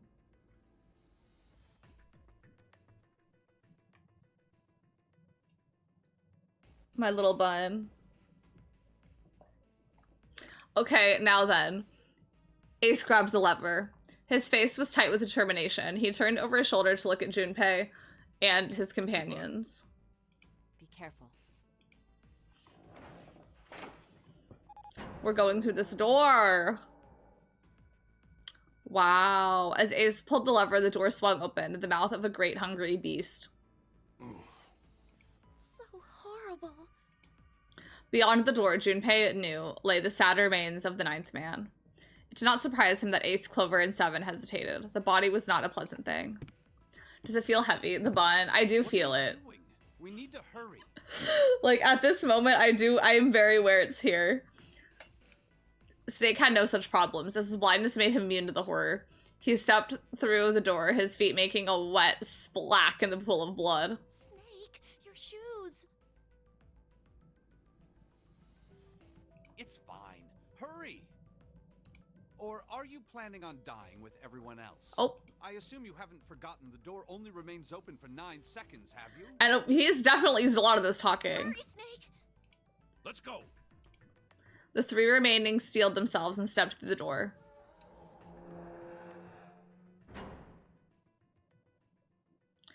Like, I understand why it's 9 seconds. Why not 10, though?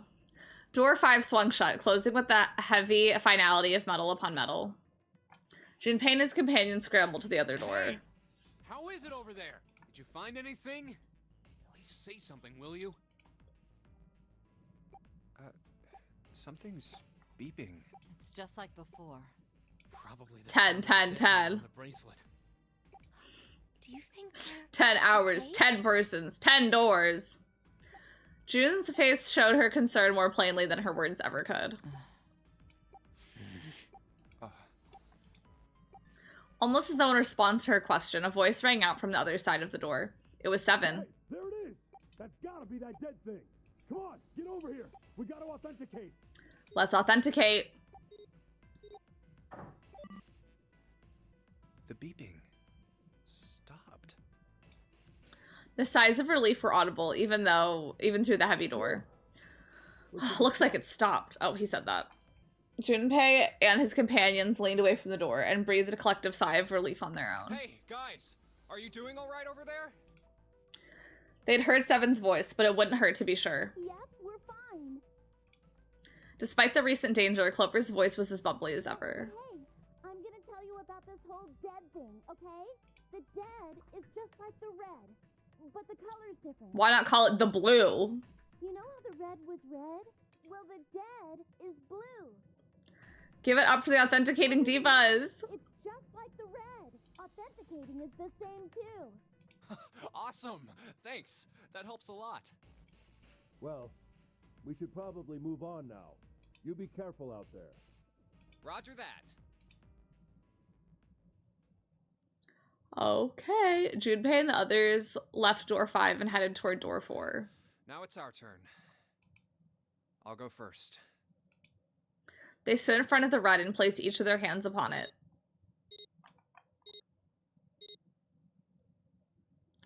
Four asterisks appeared on the screen. Junpei grabbed the lever and turned around. Okay. We ready? Yeah. Sure. Let's go. None of them looked particularly optimistic, but their faces were set. Junpei nodded to them and turned back toward the red. All right. Let's go. With strength and determination, he pulled the lever. Pull the lever, Kronk! Run! The four of them leapt through the door together. The moment that they had passed through it, each heard a cold electronic sound coming from their wrists. Oh, damn. In the center of each bracelet, a red skull appeared and began to flash. Down. The detonator's countdown had begun, in the long moment that each of them spent staring at their wrists.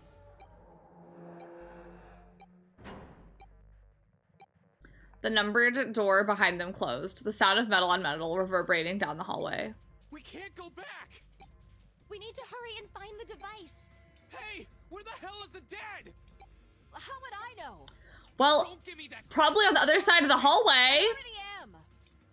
They began to run, eyes looking frantically for the device that was the key to their salvation.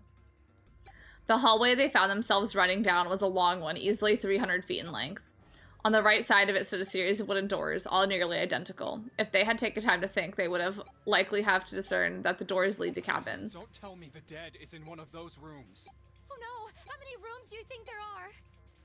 Junpei was too frightened to count properly, but at his best guess, there were 7 or 8 of them. Ah, fuck! I know Diva can't run in that I top. don't have time to count. Junpei ran to the nearest Just door. need to open them all. He grabbed the knob and shook it hard.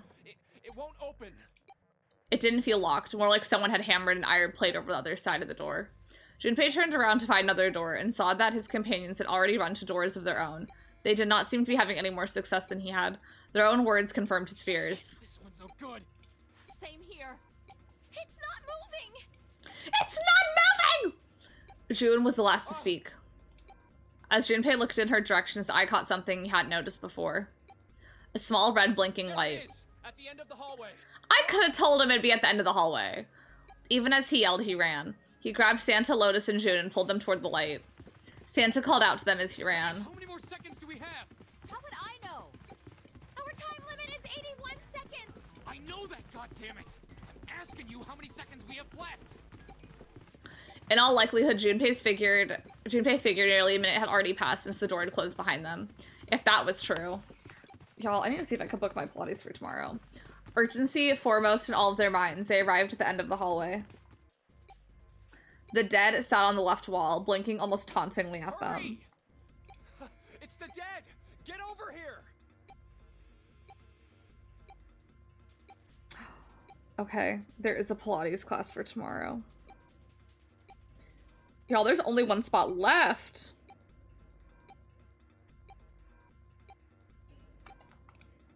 Junpei grabbed hold of the machine, his hands slick with sweat and shaking.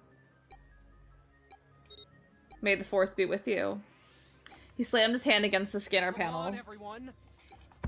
The other three quickly followed suit. With a grunt, Santa yanked the lever downward.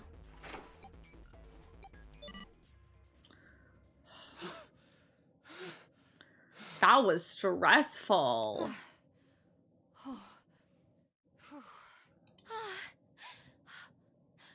We're all taking our turns to... Okay, you're done panting, my turn. Looks like it stopped. His hands beginning to steady, Junpei wiped away some of the sweat that had beaded on his forehead. As they caught their breath, the four companions began to look around.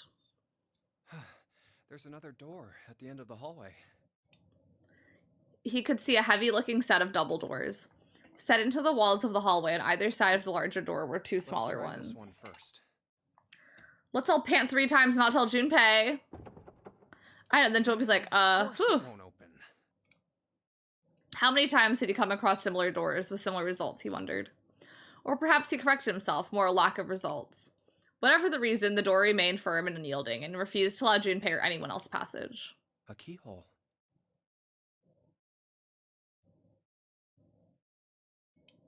Above the keyhole was a small symbol engraved in the brass. Is that Mars? What's this mark? Mail? He wasn't quite sure what to make of it, and stared a moment in confusion. It was June that corrected him. No, not exactly. That's probably the symbol of Mars. Well, Look at me technically, go. They are the same symbol. But I saw a number of similar symbols near the main stairway. The symbols of the solar system. Oh, that's right. The sun, Forehead? Saturn, and Earth. It's That's what I'm me assuming. or the dog. So this isn't the man symbol. You're so clever. I didn't even come up with it. Mars? Light said it in chat. I think so, yes. I see. I stole it. I stole it. Where's Santa? But isn't it so it's like, I didn't come up with it, but it is so clever. Yeah, sorry, I'm not clever. But I love her. Miss Victoria Stillwell, I forgot her name. They turned to find him who? Wait, where's Santa? They turned to find him some distance down the hallway. He had gone to check the other doors. Eventually, he reached the last one of them and jogged back. It took him only a moment to catch his breath again. So, I looked the place over. Here's the deal. None of the other doors open. Okay. I want to call her Sitwell, but I think I'm just mixing her name with a dog command. Sorta. I just keep on wanting, I keep thinking her name's Caldwell or something. Like Victoria Caldwell. I don't know. Then that must mean... Like a different British last name. We only have 2 more doors. Lotus examined the doors on either side of the larger double door. Each one had a metal plate attached to it. Maybe it's the room number. The door on the left has a B92. The The B92s. one on the right says B93. All right, let's open them. I'll open B92. What if they both open? Okay, I'll get B93 then. We have a Caldwell at work. Really? I don't know how I even know the last name Caldwell.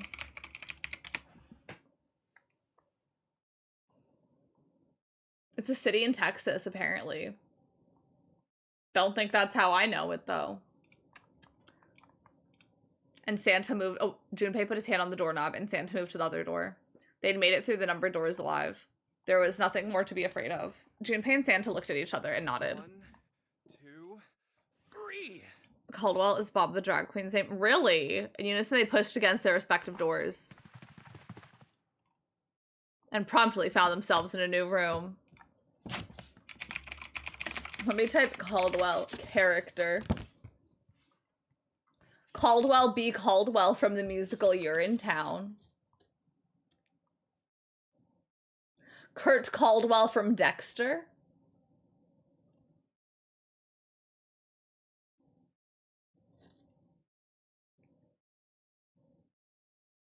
There's a Kurt... Oh, I bet I said Kurt Caldwell already. Could be from Dexter. I've never seen Dexter, but I've watched an analysis video about it. And promptly found themselves in a new room. June followed Junpei as he threw open the door. They turned around and saw that the door on the other side was open as well. Through the door was another person, his mouth agape. It was Santa. Hey, It opened. It's Bob's last name. Oh, Bob the Drag Queen Caldwell. What's Bob's first name? Because it's not Bob. Junpei and Santa looked at each other. I didn't expect that. It was so easy. Christopher, thank you. Isn't that so crazy? Bob the Drag Queen's name is not Bob. Lotus's calm voice broke into their thoughts. Maybe this is all part of Zero's plan. I can't say I enjoy being treated like someone's puppet. Like, obviously I understand why it's not Chris the Drag Queen or Christopher the Drag Queen. But it is just so, like, you are literally, like, I don't know, isn't that so crazy? Like, so many people call Bob the Drag Queen Bob. Like, hey Bob, hi Bob. And it's like, my name's Christopher. As she headed for room 93, Lotus Now continued. we have these 2 rooms. I'm sure there's something in there that will help us get out of here. Let's find it. Santa and I will search this room. You 2 take the other one. All right. Me and June will take this room. Oh my god, I want to sleep in that bed. And what if I sleep in the bed?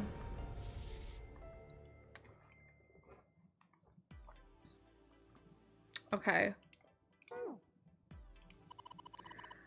That vase looks expensive. I wonder how much we can get for it. Are you gonna steal it? Hee hee hee.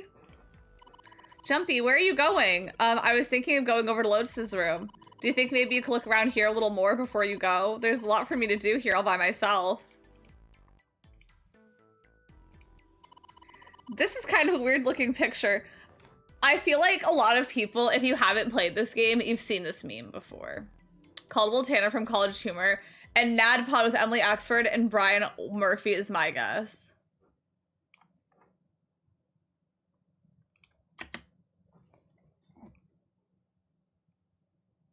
What's the one show that I've watched on Dropout?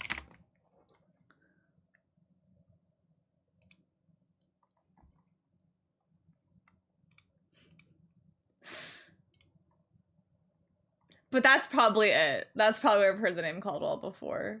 Game Changer.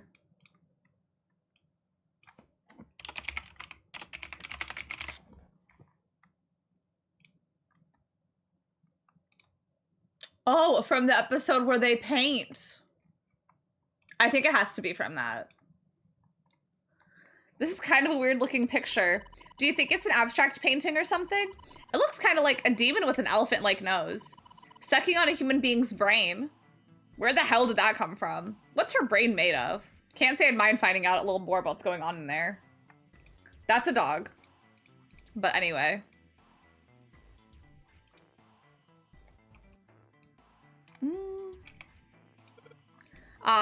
Jumpy, what are you doing? We don't have time to be relaxing on the sofa. It's a display case, but there is nothing being displayed. How sad. Looks like the drawers are empty too.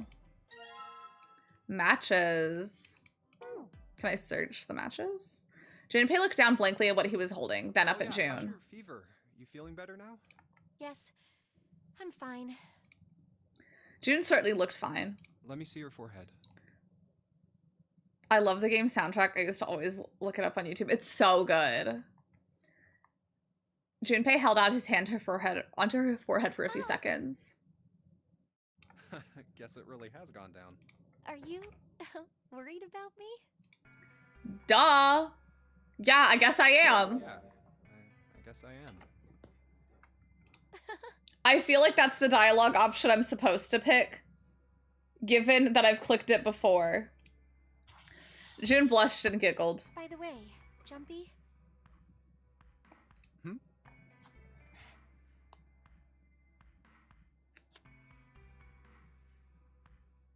Yes? How did you end up here? What do you mean? I told you earlier, didn't I? There was a man with a gas mask when you got home at night. Yeah. You inhaled some white smoke and passed out. Did that not happen to When you? woke up, you were on D-Deck. Damn straight. Okay. But is that really the truth? Yeah. Jumpy, are you hiding something from me? No, why would I? Well, if you think about it, this is awfully suspicious. I mean, why would 2 childhood friends bump into each other in a There place like are this? siblings in here. I could ask you the same thing. Are you hiding something? What would I hide? Well, I don't know. Anything. I mean, you're hiding it. How would I know? You mean like the number of men I've dated? Junpei's heart stumbled over itself. Do you want to know? He had to admit he was a little Don't curious. worry. She smiled at him. Only 18. Yeah. Times 0. Yeah, I guess I just haven't met Mr. Right yet. Diva, shut the fuck up. June looked a little embarrassed and scratched the back of her head in a desperate attempt to seem nonchalant. Yeah, I see. Junpei coughed quietly in much the same way. Anyway, I'm not hiding anything. Just like you, Jumpy. When I woke up, I was on D deck. Well, you do have a point. I mean, why did Zero pick us? We haven't seen each other since elementary school. I just feel like we cannot be that gagged when there are literally siblings here. I wonder. Like, obviously, it's like, yeah, what the fuck are we both doing here? But, like, there are literally people that are related. June nodded, and for a few moments, she had the faraway look of someone in deep thought. For what connects the victims, that will lead you to the culprit. Do you remember Seven saying something like that? Yeah, I do. So? Well, that's what I'm saying. The hair also goes through the scarf. I know, I was just thinking that. It's like, I know it's an infinity scarf, but like her hair, she purposely took some hair out of the infinity scarf, but not all of it. I think this must all have something to do with a classmate of ours. You got any ideas who it might be? No, nothing. Oh, Well, if it had something to do with school, then it could be one of our teachers, or maybe the principal. Or the janitor, or the lunch lady. Could have been a lot of people. Oh, I can barely remember any of them. Yeah, I know. Isn't it crazy how many teachers you've had in your life? And I don't even remember all of them, which is kind of sad, but it's like, I don't remember all my English teachers, but I had so many. Junpei went back to searching, feeling unpleasant and confused. Elementary school. Was there anything strange that had happened in elementary school? As he searched the room, he continued to rack his brain. It's a bottle with water in it. This is a bedroom. They probably have it here because your throat always feels dry when you wake up, you know? My throat felt so dry when I woke up this morning. My throat's dry, but I think that's because I'm a little nervous right now. Well, we did run a lot, so we're kind of sweaty. Hey, Jumpy, did you want to take a shower together? Whoa. Haha, just kidding. Too late to take it back. My brain's already working out the picture. My throat was dry already. This sure isn't helping. How do I look at my items?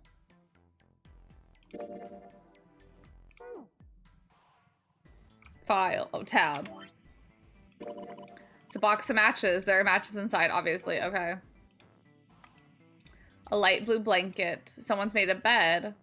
At least never unmade it. Only the bed sheets under the blanket. Nothing exciting. 2 pillows. Guess it's a double. Oh, what's up? You're turning red. Oh man, is her fever back? Hey, are you alright? Do you need to lay down for a minute? I'm fine. I think it's still a little early for that. Huh? Hey, seriously, are you really okay? She's kind of a diva. A bed frame. No, we don't have to worry about falling off. I toss and turn when I sleep. She's blushing again. What the hell is she thinking about? This isn't a painting. Is it a map? It looks like a map of the ship's interior. This is a great find. I think it'll be really useful. Let's take it with us. It's now possible to use the map screen. Can be viewed during story sections. I look hard across the story. Clicking the green parts will allow you to see a bird's eye view of that room. Junpei took one last look at the map and folded it up and slid it back in his pocket. June looked up as he closed it. This ship is bigger than I thought. Yeah, it's probably about 900 feet long. Must be one of those fancy cruise ships. Of course, it doesn't really look like a cruise ship. Everything in here is really retro. Even if it's just some sort of style choice, there's just too much. Do you remember what Zero said? Zero said a lot. Oh, maybe we are on the Titanic.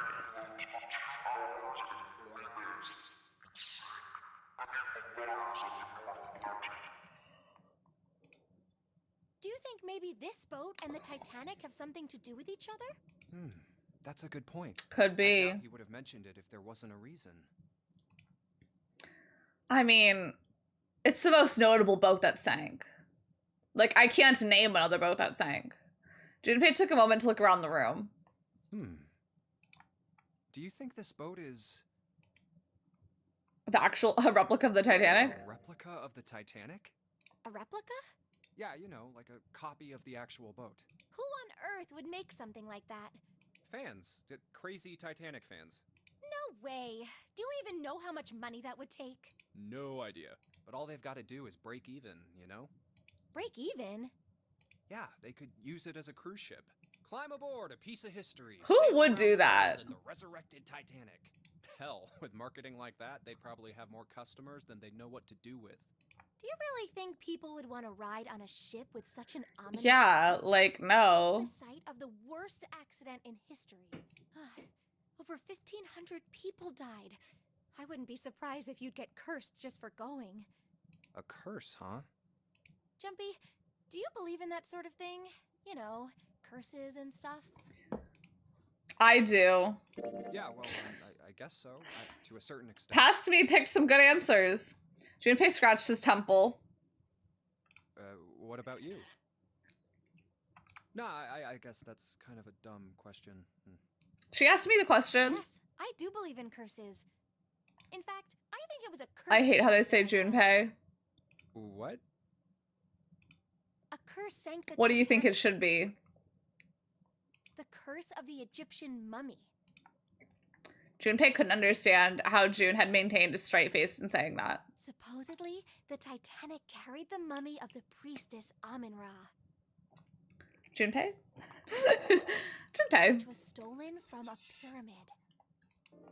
They're saying Junpei. They They should say that the Junpei. mummy had a history. Everyone involved with it died mysterious deaths. Come on, I'm sure you've heard of it before. I recognize Akani's voice Those actors who open too. the coffin will be forever cursed. Haven't you ever heard that one? Return the slab, or suffer my curse. So you're saying the Titanic sunk because of that curse? That's right. You're not saying them. Okay, slay.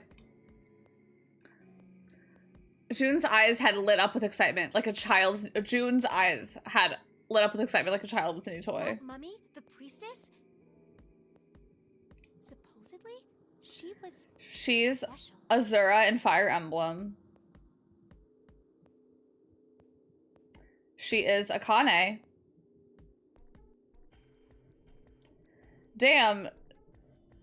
She should be in more things. She's Esmeralda in Sailor Moon. But I don't know, she just sounds like she should be in other things. Like, I'm kind of gagged how little she's in. What do you mean? Well, supposedly, she was really pretty. Pretty? Yes? But she was a mummy. It would be actually, hold on.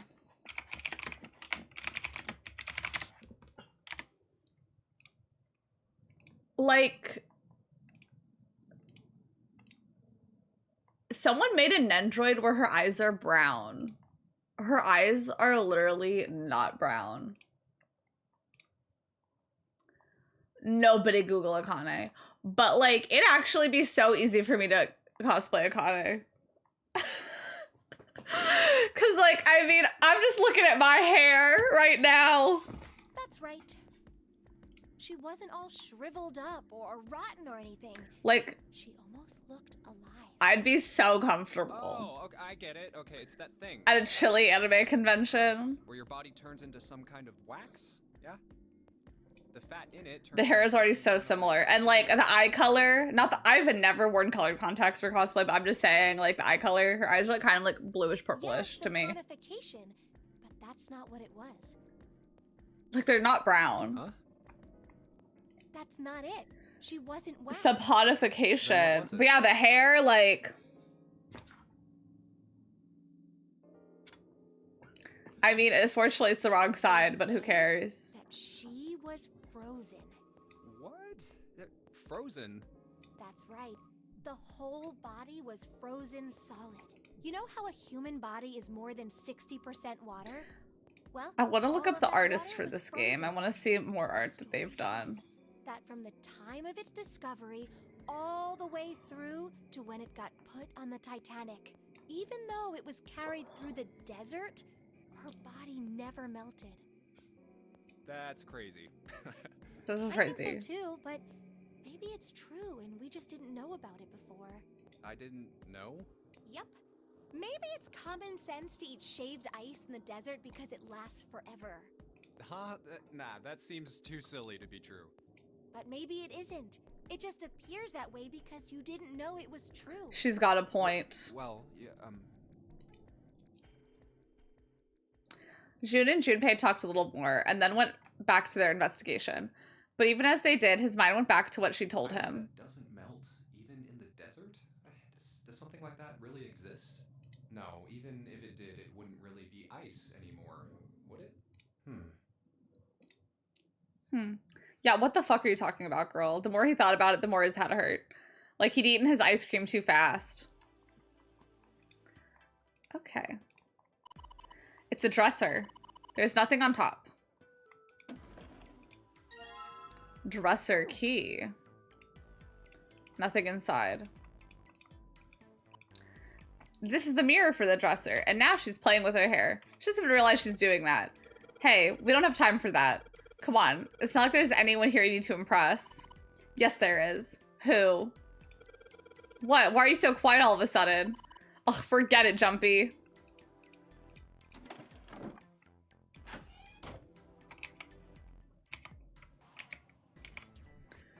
Well, I think now... What's in here? Oh. A blue platform. It's for putting soap. I used a shower once, so I know. There's the shower knob. Let's see if anything happens when we turn it. No water's coming out. Just a shower head, nothing special about it. That's the bathroom wall. Okay.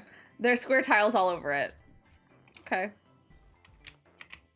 Oh, I could just use the arrow keys to do this. How interesting. Okay. Now let's check the toilet. There's nothing there. The tank's empty too. There isn't even any water in it. A collection of full and partially depleted rolls of toilet paper. Someone was well prepared. There's nothing too suspicious about it. It's a shower head. It feels dry too. That probably means no one's used it in a long time. Oh yeah. Why don't we go back to the living room? Okay. Let's go back. Valuable vase empty though. Looks like there's a room to the right of the vase. I went in there. Jumpy, where are you going? Close room. Why? I'm gonna check on them. Is there something wrong with that? Well, no. Come back soon. Sure thing. I'll leave the rest to you. Sure. Leave it to me. All right. Off to the other room. Looks like a valuable vase. Empty though. Okay. Tile. There's a square tile in this frame. It's glued in there quite well. I don't think you could take it out. It's the bathroom wall. The whole wall is covered in these square tiles. Whoa, look, Junpei, there's a mushroom growing out of the wall. That's a shower head. That's the shower knob. I tried turning it, but no water just comes out. This thing's a little shelf for putting soap on. Okay. Is there anything in the toilet? Guess not. The tank's empty too. Some toilet paper. We've got 2 rolls, I guess. It's good to know. Hey, check this out. It's a pretty nice sofa. I know. It's a shame I can't take it back with me. A candle with a candlestick. This might come in handy. I know. If I use the matches to light the candle, I have a lit candle. Well, this is a display case. Check it out. These plates and shit look really expensive. You want to take a look? Open. It's locked. It's locked. We need to find a key that opens it. Guess this is the wrong key. There's gotta be another one somewhere, otherwise we're not gonna be able to open this thing. Junpei, I don't mean to pry, but you lit the candle so we could check that room over there, right? I mean, it's dark, you know? Yeah, so? Well, you need to take it with you, then otherwise there's not really much point in lighting it. Okay.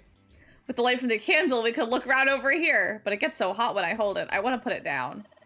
Why don't you set it on top of the dresser? It's flat there, at least it won't fall over. Oh yeah, good idea. So stupid. Hey, it got pretty bright. Now we can look around a little.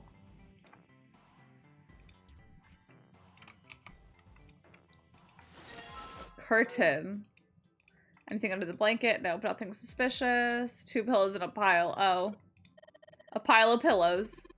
Is that supposed to be some kind of joke? Hey, calm down. Anything under the blanket? A girl with burning red eyes stares back at me. Ah! I'm just messing with you. There's nothing there. Huh? Hey, what the hell? I just got dark all of a sudden.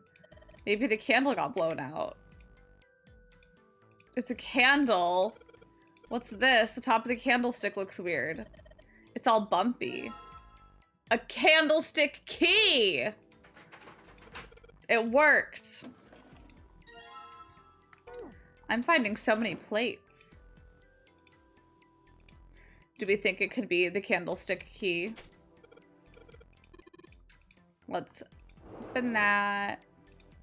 The vase looks expensive. Can I combine this with that? Okay, no. Hey, Junpei, you got a minute? Santa had shown up out of nowhere and gave Junpei no small start. Here, take this. Santa pulled something out from his pocket. It looked like a bookmark. It had a 4-leaf clover in it. What is this for? Do you want me to read a book? If only Clover were I here. found it in between some of the cushions on the sofa. Pretty sure it ain't gonna be any help to us, but I figured we might as well hang on to it anyway. Then why don't you hold on to it? Santa gave him a wry smile. You know what I hate most in the world? I got 4 things.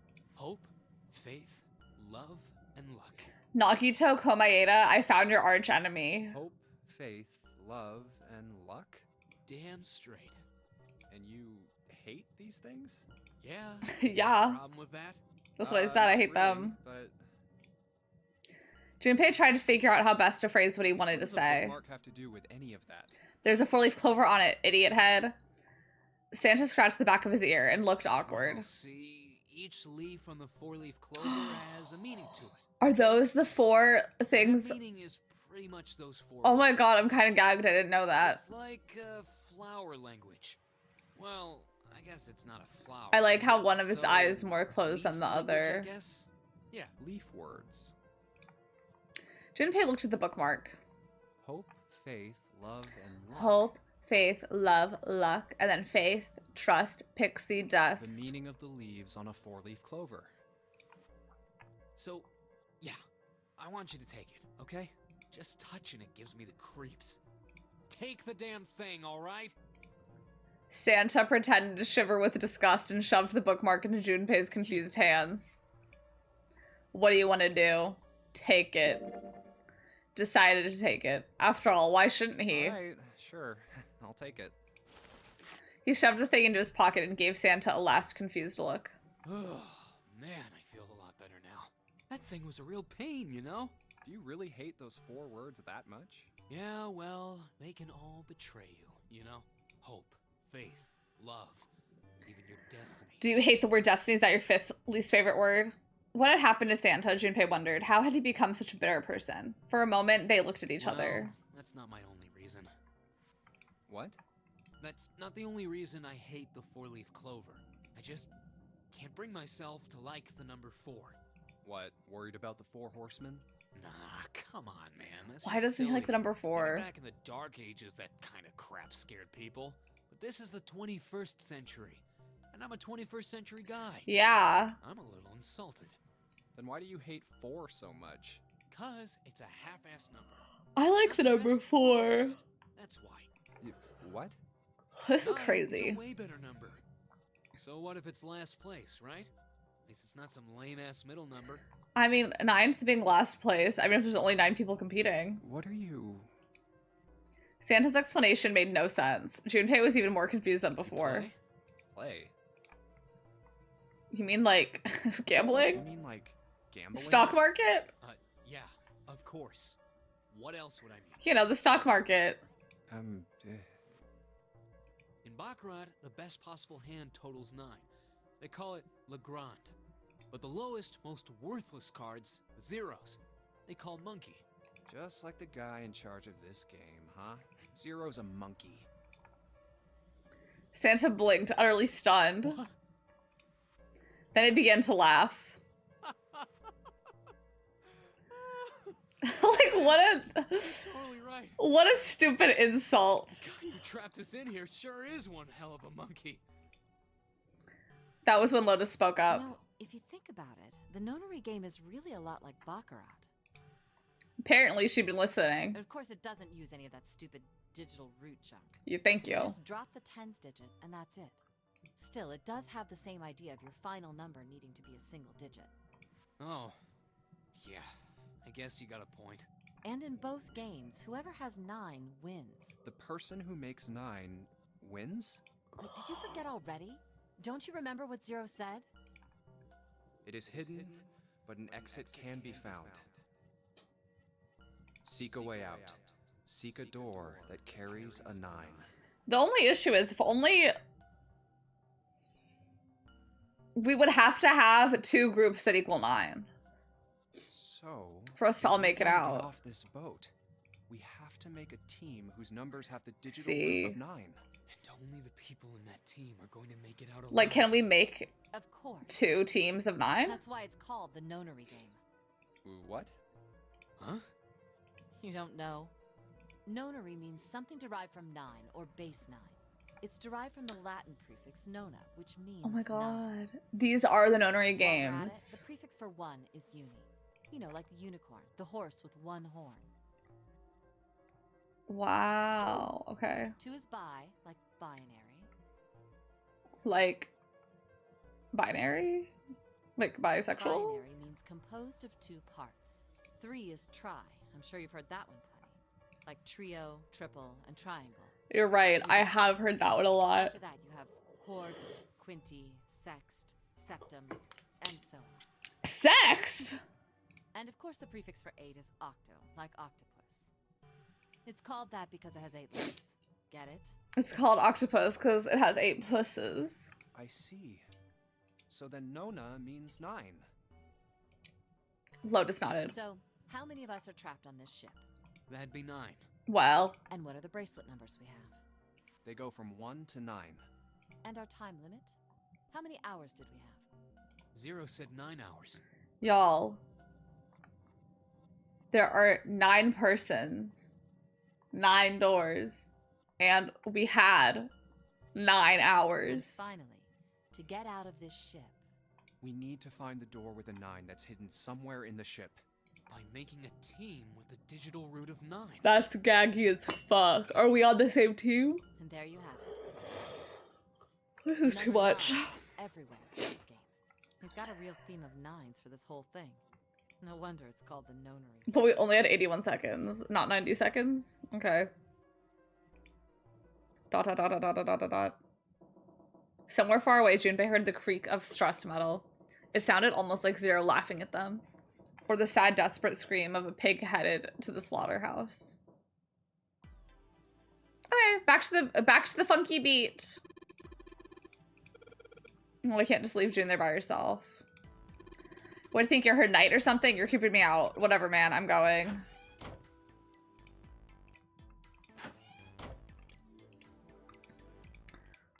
They've all got geometric shape on them. Okay. A shower curtain. Let's try closing it. Oh, okay. Nothing. Suspicious. Narrow shower, and I'm standing in it with June.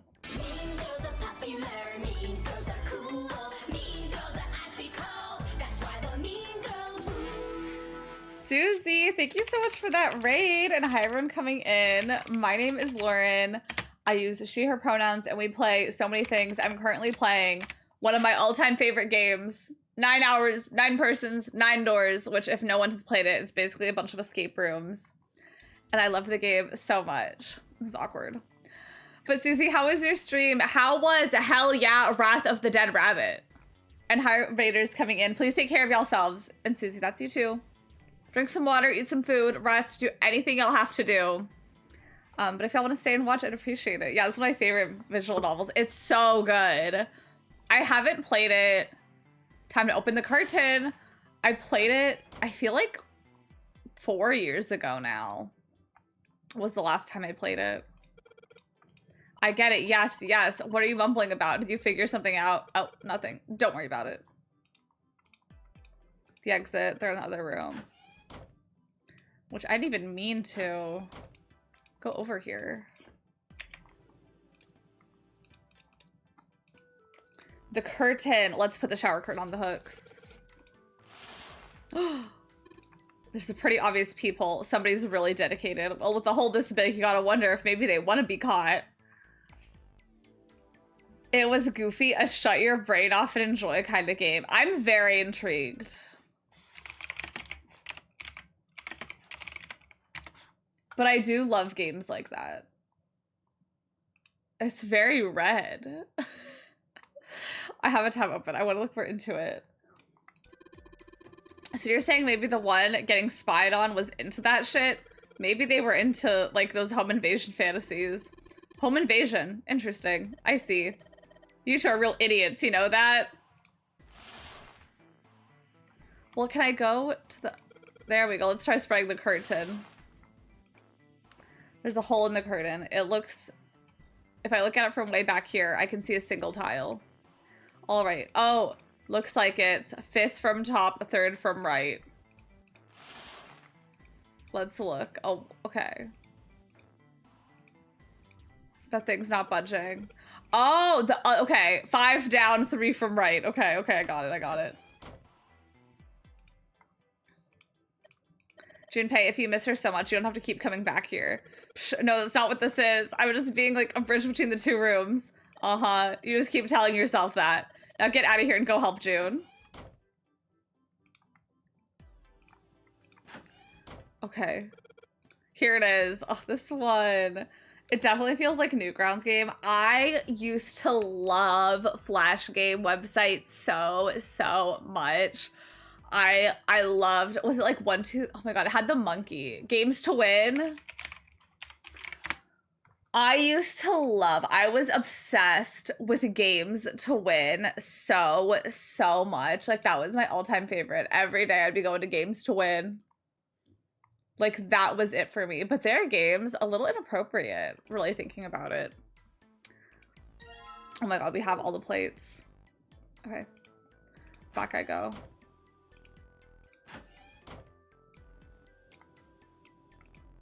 There's a tile. I guess I'm supposed to put the tiles in empty space. Oh my god.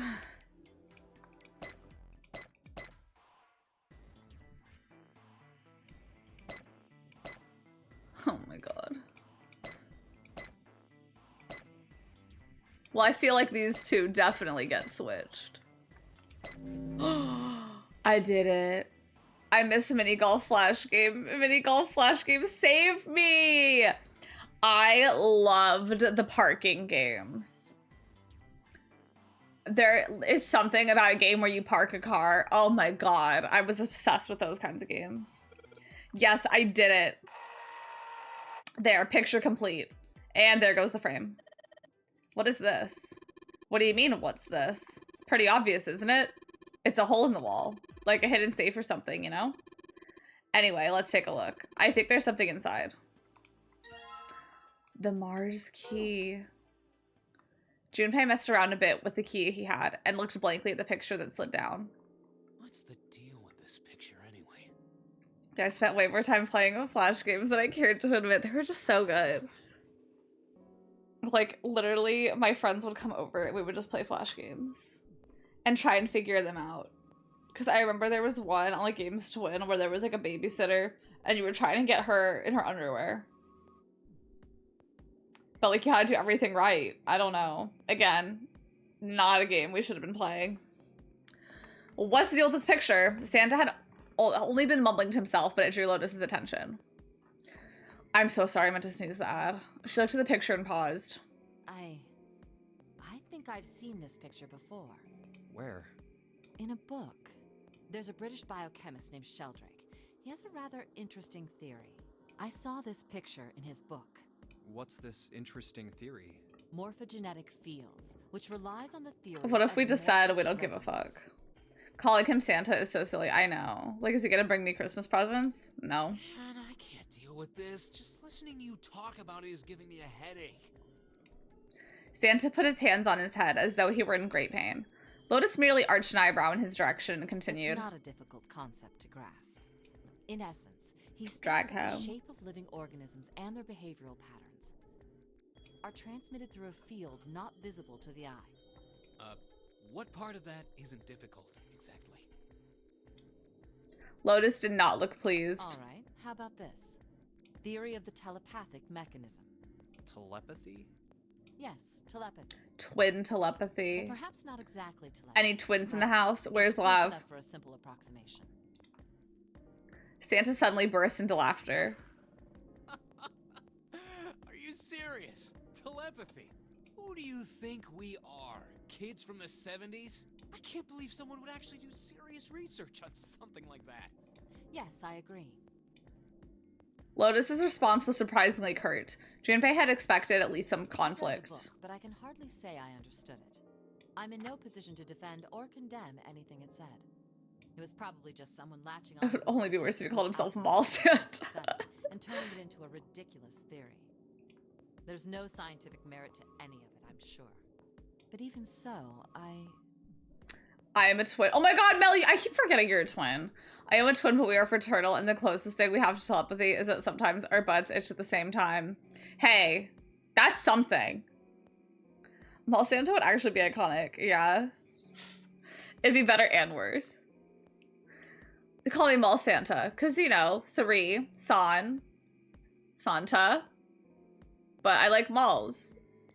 But itch sense, what does it mean? Why do our butts itch at the same time?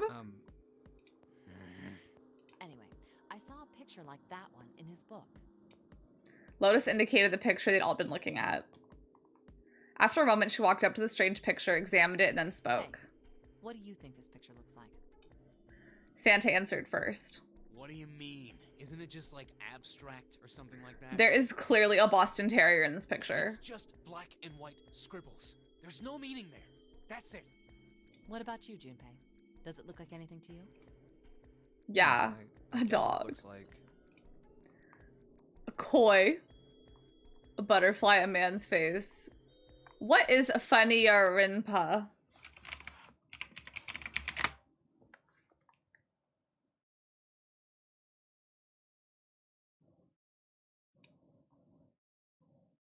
Literally the Zero Escape subreddit.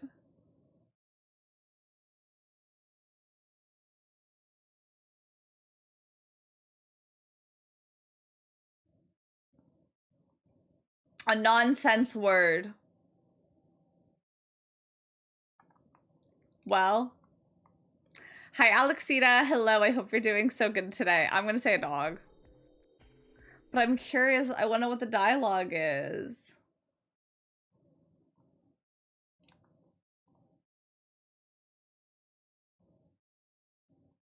It's a made-up word.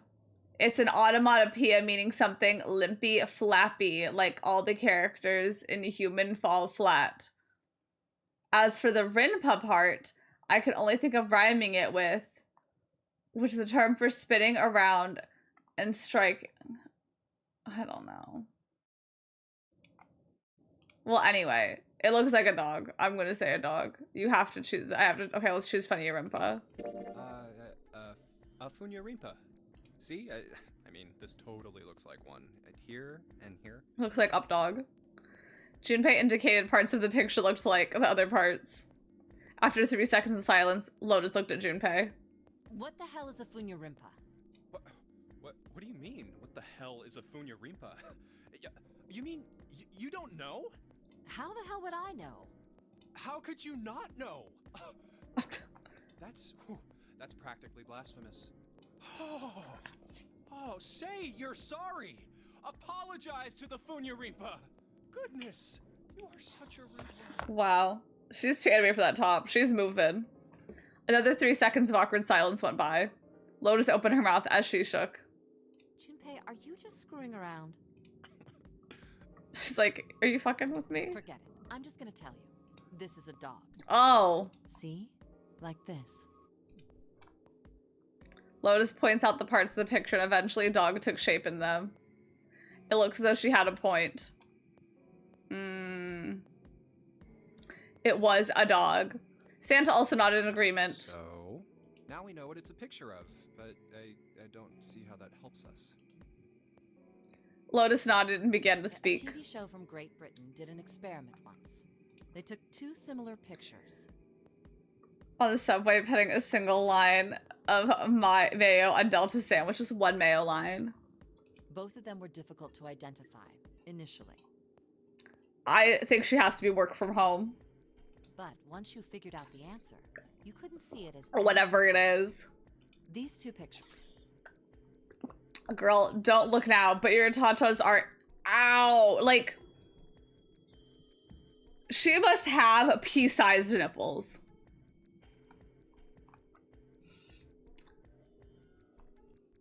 Okay, they took 2 similar pictures, but they were difficult to identify initially. But once you figure out the answer, you couldn't see anything else. These 2 pictures. The first was a woman wearing a hat.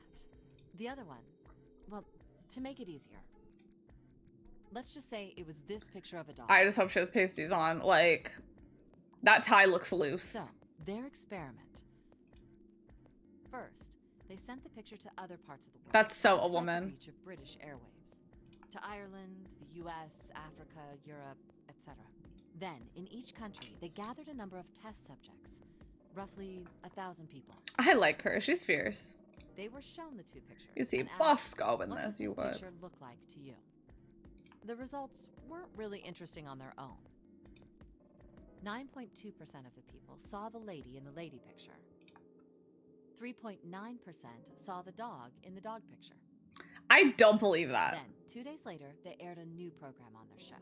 During the 30-minute show, they broadcast the dog picture and its solution. The audience was estimated to be 200,000. Like, how is that not a dog? I miss anti-woke games where women are allowed to have their tatas out. Yeah, you'll never see a game with a woman with her tatas out nowadays. Except for all the games that have that. Was at least that many.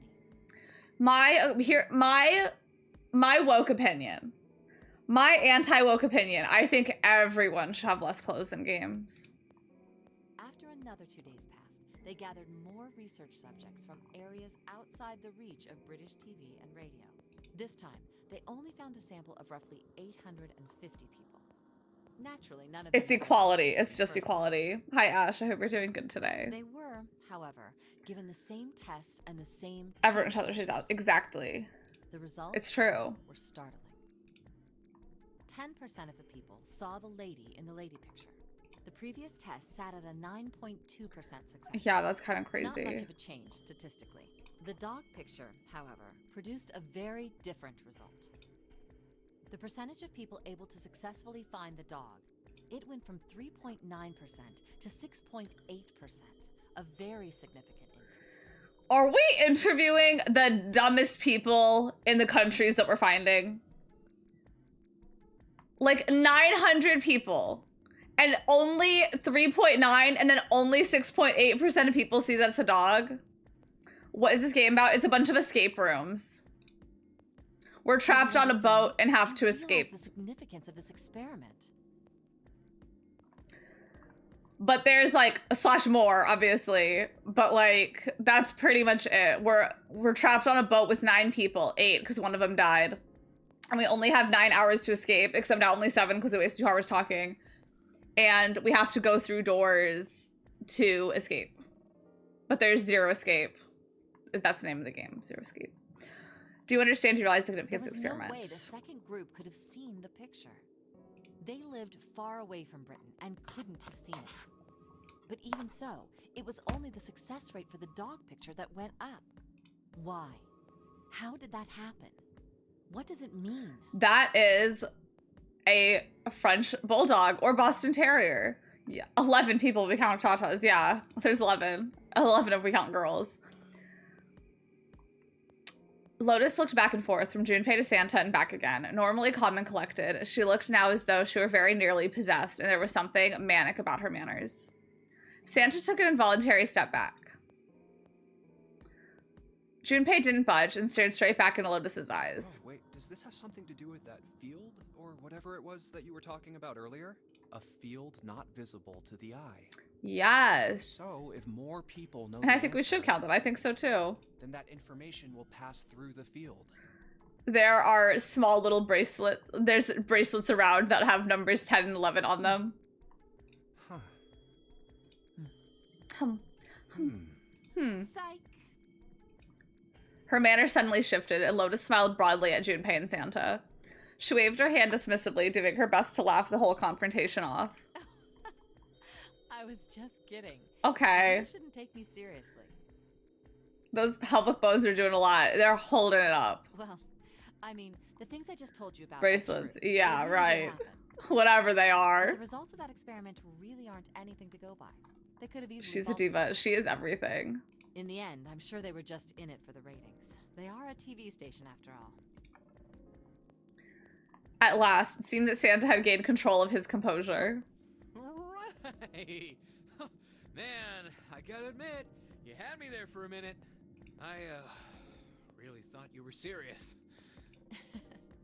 Of course not. Guess she's not serious. Like I told you before, I'm sure it's all just pseudoscience. Oh, okay, right. Ha ha ha ha ha ha ha. Guy named Santa looks like that. Well, they named themselves after their bracelet numbers. So he picked Santa because his number is 3. And 3 in Japanese is San. So he was like, I'll be Santa. And like her name is Lotus because she has the number 8. And there's 8 petals on a lotus. Santa and Lotus laughed and gave one another jovial claps on the shoulder. You know what it is? I'm having trouble suspending my disbelief this woman can run full speed down a hallway in this outfit without being completely naked. I'm telling you, she was holding. She was running like this through that hallway. Junpei, however, Junpei does not have a nickname related to his number because someone doxed us and then it was kind of like, well, now there's no reason for you to have a nickname. We already know your name. Yeah, I guess that's the advantage of having no nipples. Like, a secret dialogue in this game. She talks about how her nipples were removed during surgery. No, JK, but like, I'm like, where would they be? Like this? That's not, like, if these are real, they'd be here. Like, areola would be coming through. Junpei, however, it didn't feel so much like laughing. Something felt wrong, unclear. All right, enough nonsense. We've got the key. Let's get out of here. Word. Word. Lotus and Santa walked away from the picture. But Junpei stayed staring at the picture of the dog. Huh. A field not visible to the naked eye. If they aren't real, they'd be further off to the side. Morphogenetic field. But like the areola would slowly peeking through on those. The more he thought about it, the more his head hurt. Me, resident implant expert. 3 to 6, not being that much at all. Yeah, like, when she was talking about it, I was like, dang, like, it's gonna be 70% of the people. Like, I'm willing to believe they interviewed smarter people. All right, let's go to the hallway. I'll go get June. You guys head to the door. Okay, roger that. Old 100% increase. Yeah, but like, it's still not a lot. Like, if they interviewed... Like, if in the first one, like, I know the numbers are different, but like, in the first one, if they interviewed 100 people and only 3 guessed it was a dog. In the second one, they only guessed 6 people. Like, only 6 people thought it was a dog. Like, oh, yes, it unlocked. Good job, Junpei. Good, now we can get going. Let's go get out of here. What about, hold on, my friend. Hey, Jumpy, where are you going? Oh, I was gonna go get you. I know, Santa told me. Come on, let's go. Come on, Jumpy, let's go. All right, let's go. Like, it is enough to be... Because, like, whenever they do tests and stuff, like, there's a certain percentage, I forgot the word, but it's, like, a certain percentage where it's, like, a significant increase. So like it would count as a significant increase, but it is just kind of like, it's only 6% though. They step through the door to find themselves in a wide Another hallway. Junpei, Joan, Lotus, and Santa stopped for a moment and looked at their surroundings. A short distance away, a metal grate extended across the width of the hallway. Come on, open! We'll never see them again. It's not going to open because you rattled it, you know. I think it's just also like the way she told the story of like the first group got 3.8 and the second group got 3.9, which is not a crazy increase. But for the other picture, it was 3.7 and now it's 6%. And it's like, Diva, I thought you were gonna say such a larger number than that. Damn it. They took hold and shook, but it refused to move. Look over here.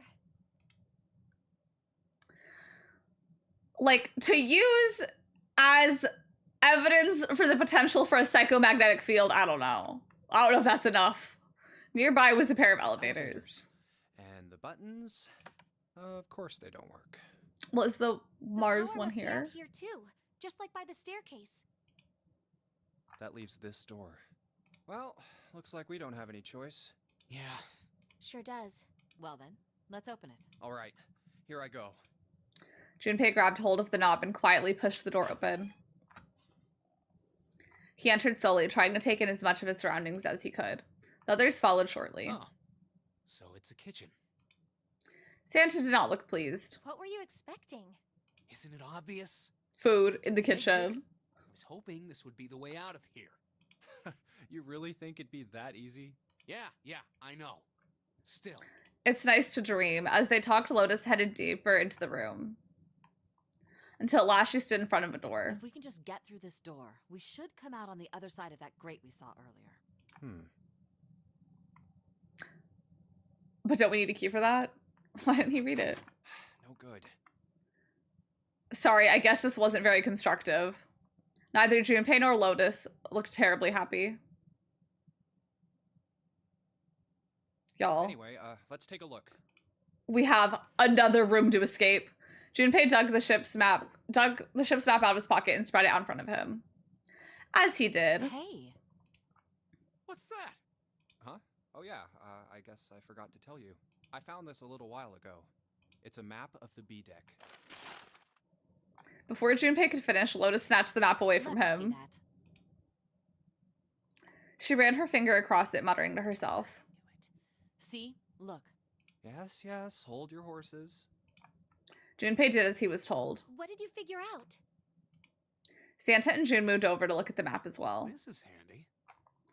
I've never understood this map. I've never in my life clicked on the map button. Have you done an IRL escape room? Yeah.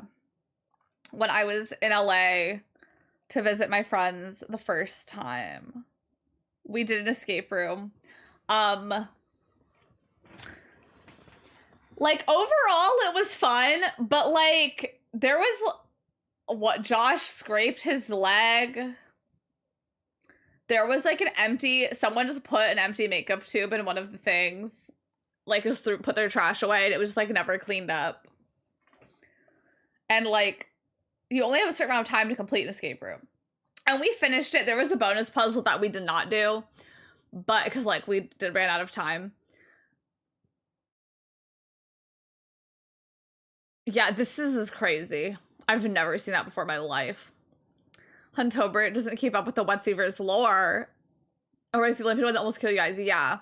And then, like, also, I'm not dogging. I am not dogging, and anyone that did was in their right to. But the host of the escape room, like, went over the rules of the escape room and would be on call for us if we needed any help. And kind of, was, like, watching to make sure everything was running smoothly, like, from a camera somewhere else. And, like, there was a point where she's like, you can scan this QR code if you want to leave a tip. I'm the one in the room! What am I tipping? You went over the rules for me?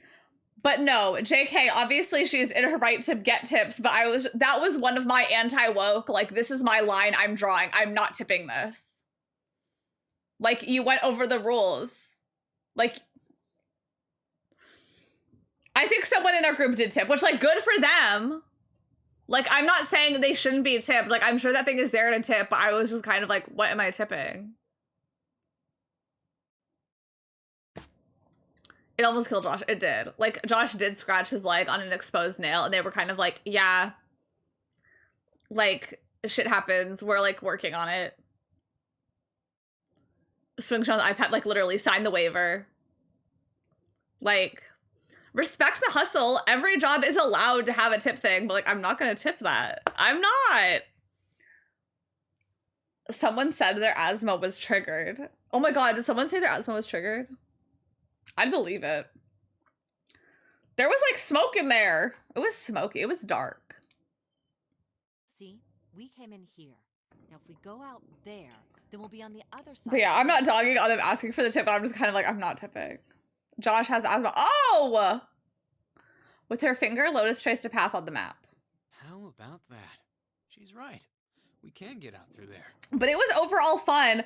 But, like, they were talking about how they were opening, like, 2 other escape rooms, and it's like there's literally an exposed nail in one of yours and an empty foundation tube in a cabinet.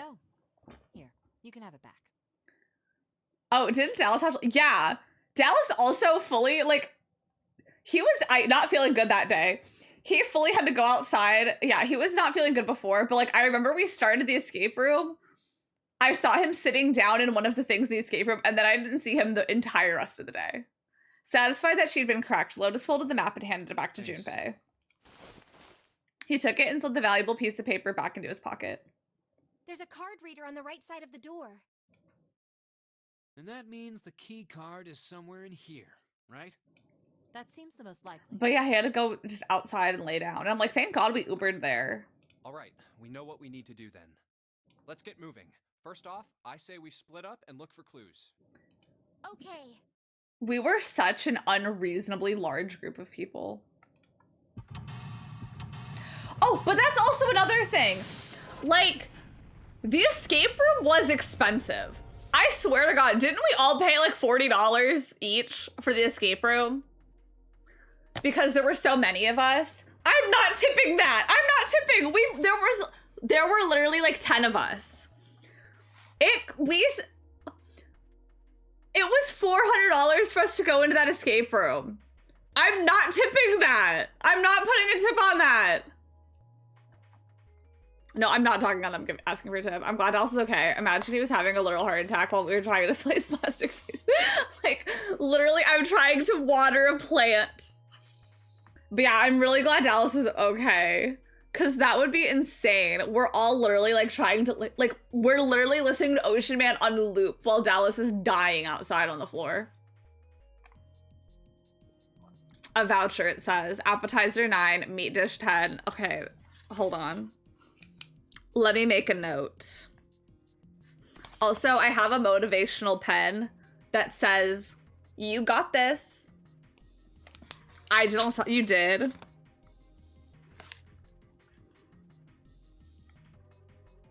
Meat dish 10.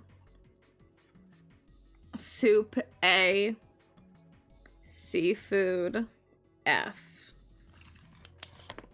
That's because I didn't eat enough. If there's one thing I did, I ate. I remember, like, we just ate so many meals so frequently. Like, I was always full, and I was always eating more. I want one of those naked lady pens for Yellow Jackets. I do too! Partition, nothing special about it. 9 plates, 4 apps. Appetizers come on square plates. Excuse me, princess. That's 10. They look like hats. The middle's super deep for a plate. They're soup plates. Oh, there's also 10 of those. Oh, you should treat yourself to a nice dinner out. What makes you think a poor college student has the money to do something like that? I just watched Yellow Jackets. Did you like it? I love Yellow Jackets. Well, I love Yellow Jackets. That being said, I do think with every season it does get worse. She's dressed like this, but she's just a waitress. She's just a waitress. I don't like that ending. There's another season coming out. I have done other escape rooms since then, and it was fine. Like, I want to do more escape rooms. I think there are 15 of these plates. I'm assuming they're for seafood. How the hell can you tell that? They look just like any other plate from the 99-cent store. What? Why? It already ended. No, there's another season. Because there's another season. If you ever take a lady out to dinner, you're going to embarrass yourself. I feel sorry for June. Why the hell are you bringing up June? The lady doth protest too much, methinks. You are not terribly subtle. Well, my verse already ended. No, I mean, like, they haven't been rescued yet. My Now Since Estranged friend group was really into them. Really. I've only done the one escape room, and I want to do more, but, like, I don't want to pay $40 per person just to do one that literally has an exposed nail. There's a bunch of little wavy ridges on this plate. It's for serving meat. You really are ignorant, aren't you? Come on, it's not like I need to know this crap. Jeez. There's a voucher at the end of the counter. It doesn't match the number of plates on the table. It says appetizers, meat on the voucher. 9. Hold on, let me make another note for this. Meat. 16. Soup. 10. Seafood. 15. Show how they would have been rescued. Hey, if you're questioning why there's another season, you gotta take that up with the showrunners. I don't work for them. I just know there's another one coming out. And that one's gonna be the last one. That's all I got. But I feel like there's still a lot to explore. Like the dynamics once they're freshly rescued, I would be intrigued. The hexadecimal, it's a number system that goes 8, 9, A, B, C, D, E, F, 10, 11. Oh, that's ridiculous. It's so interesting when shows kill off main characters. Juliette Lewis, or what's her name? I fucking hate Juliette Lewis. The actress that plays adult Natalie, I hate her so much. And the actress was like, I don't want to do the show anymore. And so they didn't recast her, they just killed her off. And it was so annoying. So annoying. I won't spoil when it happens. I won't say who she plays. If you don't know the actress's names, don't look them up. But yeah, that irked me so much. Because it's also just kind of like, obviously, like the things they do in the teen timeline still matter, but it's just kind of like, damn, you're doing all this to be accidentally injected with poison. The base 10 equivalents of hexadecimal numbers would go like this. A10. Oh. Well, the seafood would be E14. No, wouldn't it be F15? Okay, got it. Okay, the 10 becomes 16 is base 10. I know it sounds strange, but you can think of it as just 6 letters added onto the normal number system after 9. Okay. But there's still not enough meat dishes. Oh, JK. Okay. I hope this isn't relevant. And then so it was like, oh, JK. Well, my bad. well, there's still other things in the show that are more interesting. I think I get it. Wow, this pot looks like it's made out of silver. I bet drinking tea from this pot would be really yummy. Spending a day off with June drinking tea. Could such a day even ever happen for me?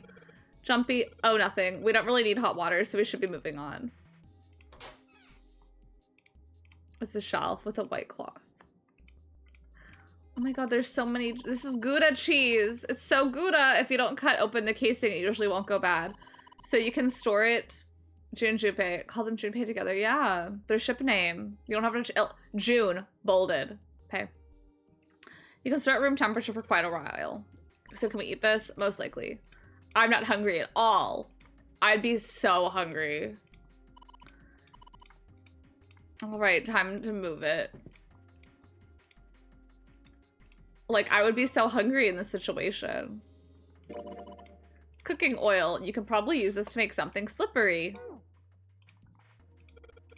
There's milk in here. Milk in an iron barrel. Judging by the rust, it's probably really old. Maybe we shouldn't open it. I don't think it'd be a pretty sight. Yeah, one thing about me, I could eat right now. Mind you, I'd be so hungry if that were me. I know, like... They all awoken at 10 p.m. after slumbering for who knows how long. Like, they allegedly were kidnapped at midnight and then rolled over to 9 p.m. the next day. I know I said 10. I meant to say 9. So they probably have not eaten for 9 hours. Now we have to wake up in the middle of the night and do all this? A sink. It's still got water in it. Okay. Oh, a whetstone. What are they planning to do with that? If you do that, we'll never get out of here. Oh yeah, I guess that would be bad. The whetstone's only gonna be useful if you need to sharpen something. Oh, it's a countertop. A rolling pin and a colander. A trash can. Well, better than being full of rotten food, I suppose. That's how I feel, too. That looks hot. You see the metal grate on top of the grill? They make it like that so the fat and juices can drip off the meat while it cooks. So is that in here? There's an area you can't. I already checked, it's sealed shut. I think that's where the coal goes. Okay. What about this trash can? Digging through the trash really suits you. Yeah, I'd be so hungry right now. Listen, lady, I did you a favor. I knew you just piss and moan, so I did it for you. Oh my, I don't recall asking you to do anything. Ugh, I ought to throttle you. Excuse me. Does it feel colder in here? Oh my god, I don't have that. I don't have that right now. And a pressure cooker. What kind of idiot are you? You're gonna run around holding that thing while you're looking for the dead? Hey man, it was just a joke. Why so serious? Pot, some ingredients. Okay, you can cook. Who the hell do you think I am? You'd better believe I know how to boil hot water and put in my instant noodles. And I could boil eggs too. Diva. Capable, competent diva. How many cheesy one-liners can we use in this game? So many. That's the exit. I don't think we can open it. Okay.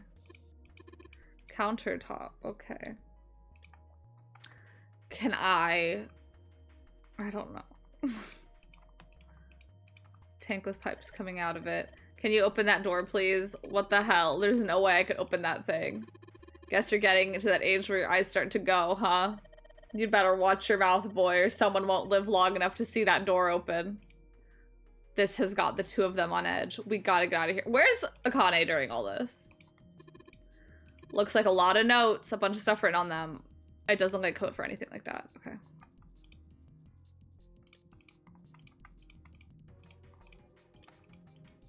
Okay, no oil. No oil. No offense, Akane is kind of giving nothing. I know, like, what is she doing during all this? This is probably what you're supposed to use to enter the password. Maybe if you put in the right number, it'll open.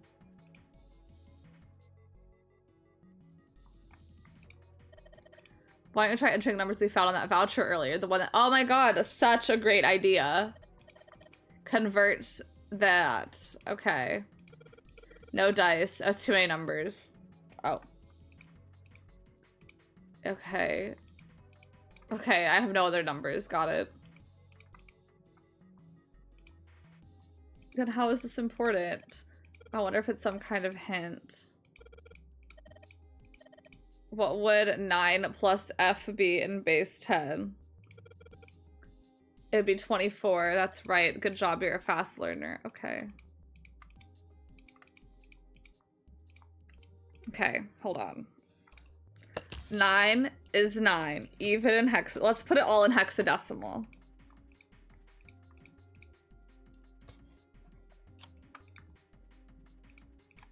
$15. Wait.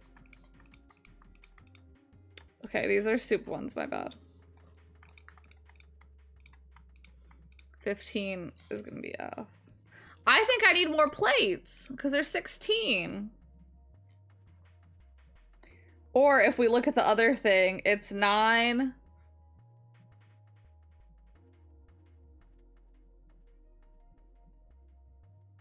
Oh no, it's written correctly. Okay, so one's an hexadecimal and one's not. Okay, but it's the correct number of plates. What that has to do with that? What does that have to do with me? Okay. Oh, it's one of those swinging doors. You see them a lot in between kitchens. Okay. They're really a pain in the ass. How? Well, I guess it's not really important, but still.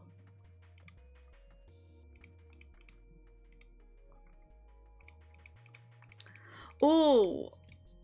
Wet stone on the plates. Okay. Can I combine the items? No. Okay.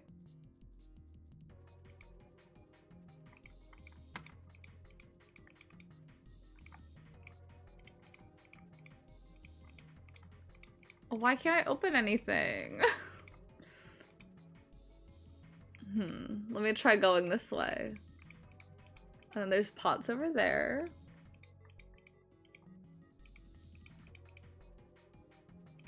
Okay, the stove. And then the pots over here. Did you see the action movie that came out last week? No, I heard it was critically panned. I don't know, it's pretty enjoyable with a little pot. Some seasoning bottles, okay. Do we have a knife? Damn, it didn't work. It doesn't matter how many times you try it. Okay. Where's the one door I went through? That's the door we came through. Okay. Because I definitely went through a door. This door. Like, can I move the white cloth? Oh my god, I can. There's so much stuff in here. A whole lot of cans. This is probably a pantry. Wooden box on the second row, though. There we go. A rusty knife? That seems I important. don't think we'll be able to use it while it's like this. Well, it seems important, but it wasn't going to be much use the way it was. It's futile. Futile? You know, a waste, useless, pointless. I know what futile means. Any particular reason you wanted to bring that up? Oh, no reason really. I'm just saying I was words. just thinking about futility. Huh? She wasn't making much sense. Junpei tried rephrasing his Why question. were you thinking about futility? The knife actually seemed quite pointed. It was. And I have a whetstone. At last, she answered. Well, it has something to do with the Titanic. Bro, who gives a fuck about the Titanic? Titanic? Yep. Have you ever heard the story that the sinking of the Titanic was predicted? No, I haven't. No, I haven't. I've selected both options before. In 1892, a novel was published. 14 years before the Titanic sank. It was called Futility. It was written by an American novelist named Morgan Robertson. The story was about a big cruise ship colliding with an iceberg and sinking. Of course, if that was the only similarity, there wouldn't be any reason to mention But there's so many other it. similarities. It wasn't, though. The name of the ship, its nationality, course, departure time, size, displacement, maximum speed, number of passengers and crew, the number of lifeboats. Maybe they read the book and were even the inspired. location of the accident itself, and the cause, and the location of the damage. Everything matches the Titanic almost exactly. It was almost as if he'd seen the whole thing happen. But this book was written 14 years before the Titanic sank. But that's not all. It wasn't just futility that predicted the sinking of the Titanic. There were two other similar stories written by a man named William Thomas Stead. Both of them before the accident. One in 1886 and one in 1892. Stead wrote two stories that had striking similarities to the Titanic disaster. Why is everyone writing about boats In that one, sink? two ships collided. Many of the passengers died because there weren't enough lifeboats. In the other, a ship collided with an iceberg and sank. I don't know. I mean, I'll give you that it seems a little weird, but I'm pretty sure it wasn't too uncommon for ships to hit icebergs back in the day, or even other ships. Right. That was I didn't 1800s. say What else that. were they gonna write about? But what if Stead had some sort of special powers? To be more specific, what if he had the ability to do automatic writing? What? Automatic writing? Wait, are you talking about when someone's possessed by a spirit and then they write a bunch of stuff without knowing what they're writing? Yes. Duh. What do you mean, yes? That stuff's a load of bull. Me after watching the Psychic Twins. I hate the Psychic Twins so much. That being said, like, I hate the Psychic Twins. They really got a lot of flack for being like, Hillary's definitely gonna win. And then people were mad at them, and it's like, why do you put all this faith in them? But Jumpy, you said you believe in curses. Like, wow. Not real psychics, not accurately predicting the future. It's totally different. Okay, let's say, hypothetically, that Also- automatic writing isn't a total load. Every video with the Psychic Twins was the most boring video ever. These guys still couldn't have predicted the sinking of the Titanic. Like, at that time, I would watch every single video Shane Dawson put out. I would not watch the Psychic Twins ones because they were just When boring. this dead dude wrote his thing, nobody had died on the Titanic yet. So if automatic writing is about being possessed by dead people, who the hell possessed him so he could write that stuff? That's not it. What's not it? Stead wasn't possessed by a spirit. He was doing the possessing. Oh. Oh. What are you smoking? William Thomas Stead was a passenger on the Titanic. He just wrote down what he saw with his own eyes Literally just picking up a pen and scribbling, literally. 20 years before it happened. That being said, I think going to a psychic could be fun, but I think you have to go into it not being like their word is gospel. He decided it was probably best to say nothing. What June was saying was insane and utterly absurd. If he tried to take what she was saying seriously, he'd go mad. Well, Junpei smiled uncomfortably. well, why don't we talk about this some other time, okay? Huh? But Her voice trailed off, and she glanced at the floor, Come troubled. on, let's get back to it. Junpei tapped June gently on the shoulder and awkwardly reached around her to pick up the knife from the box. Maybe I'll use this, and I'll have a sharp knife. The only issue is, I don't know what I'm cutting. Cheese?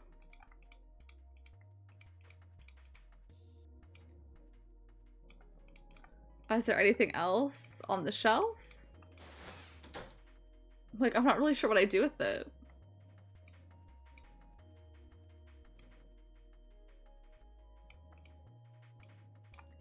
Like, do I put it? Oh, I could open this. Open it with the knife.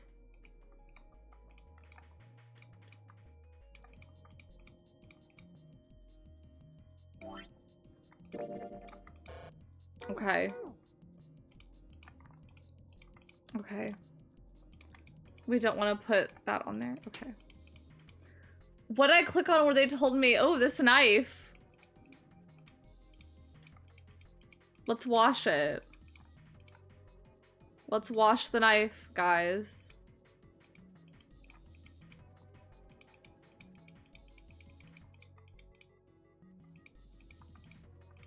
I don't know. Like, why can't I use the knife to open it? It's an old-fashioned table. Probably means it's an old boat.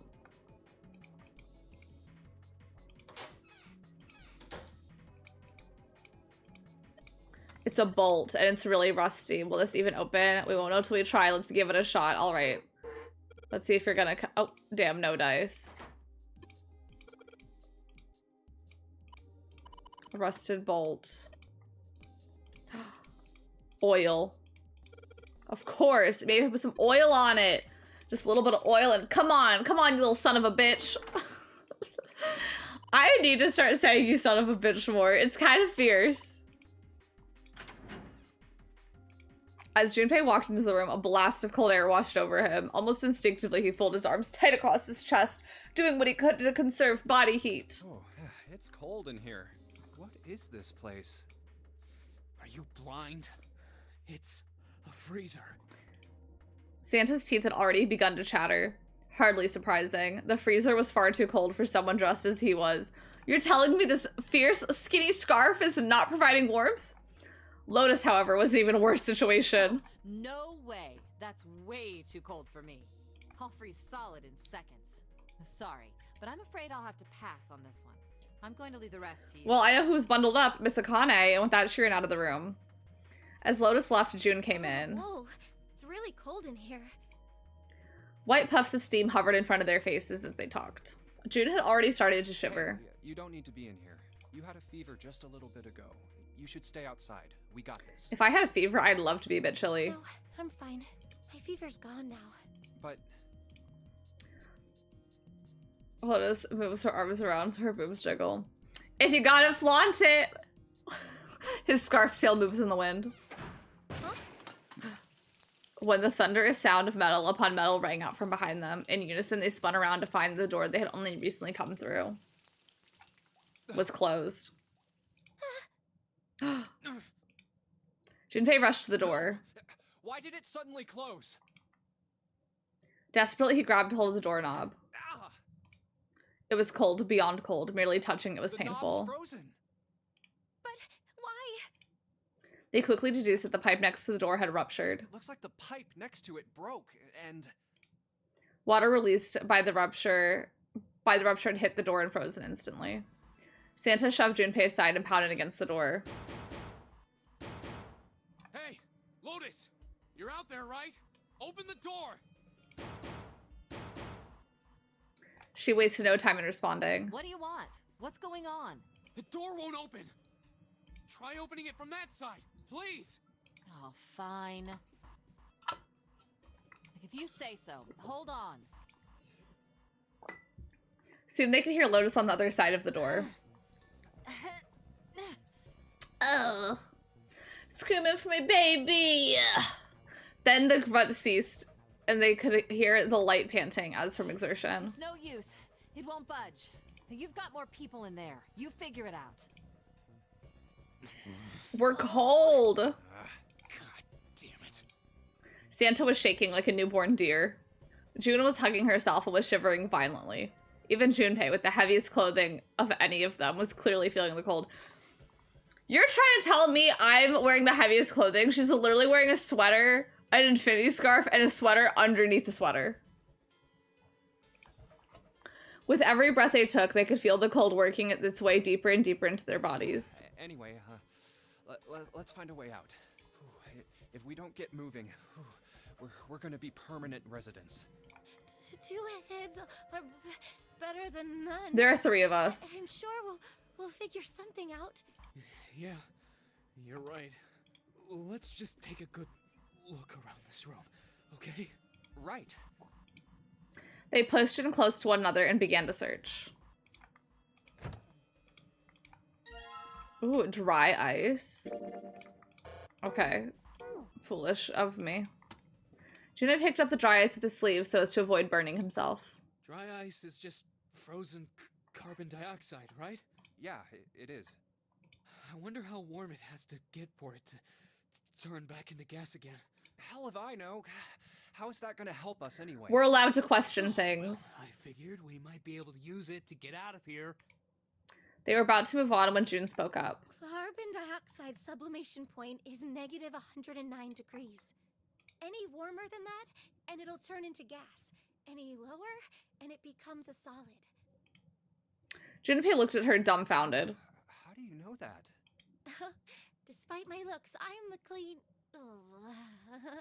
the queen of random knowledge. Looks bad to mess up when you're showing off. Oh, you're so cold your mouth's going numb? Yeah, that's right. You're just doing that on purpose, aren't you? June giggled and did her best to hide her guilt. At least she was still feeling good enough to joke around, Junpei told himself. She's mother as fuck. Every girl in this game is diva-licious. Don't you think that's kind of weird? Like, she is bursting with personality. Turn into a liquid first. Santa was now shivering at an astounding rate, but his curiosity seemed unaffected. Junpei.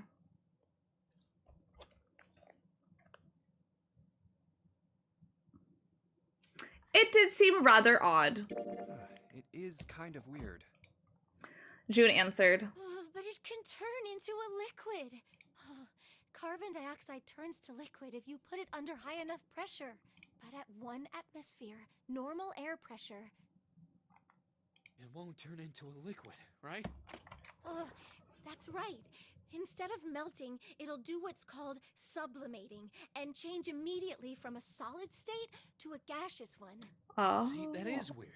Water's a liquid between 32 degrees and 212 degrees. So why isn't that the case for carbon dioxide? June replied with an answer that stunned both of There's a them. kind of ice that doesn't turn into liquid when it goes above 32 degrees. What's it called? Huh? I heard about it. Its melting point is 96 degrees. Ice with a melting point of 96 degrees? You mean there's water that freezes at 96 degrees? Yeah, well, you could also look at it as ice that won't melt until it's 96 degrees. Water that freezes at 96 degrees. Ice that won't melt until it's 96 degrees. Junpei was cold as hell, but this was too interesting to ignore. He did his best to warm up by rubbing his arms and stamping his feet, then put the question to So June. what's this ice with a melting point of 96 degrees called?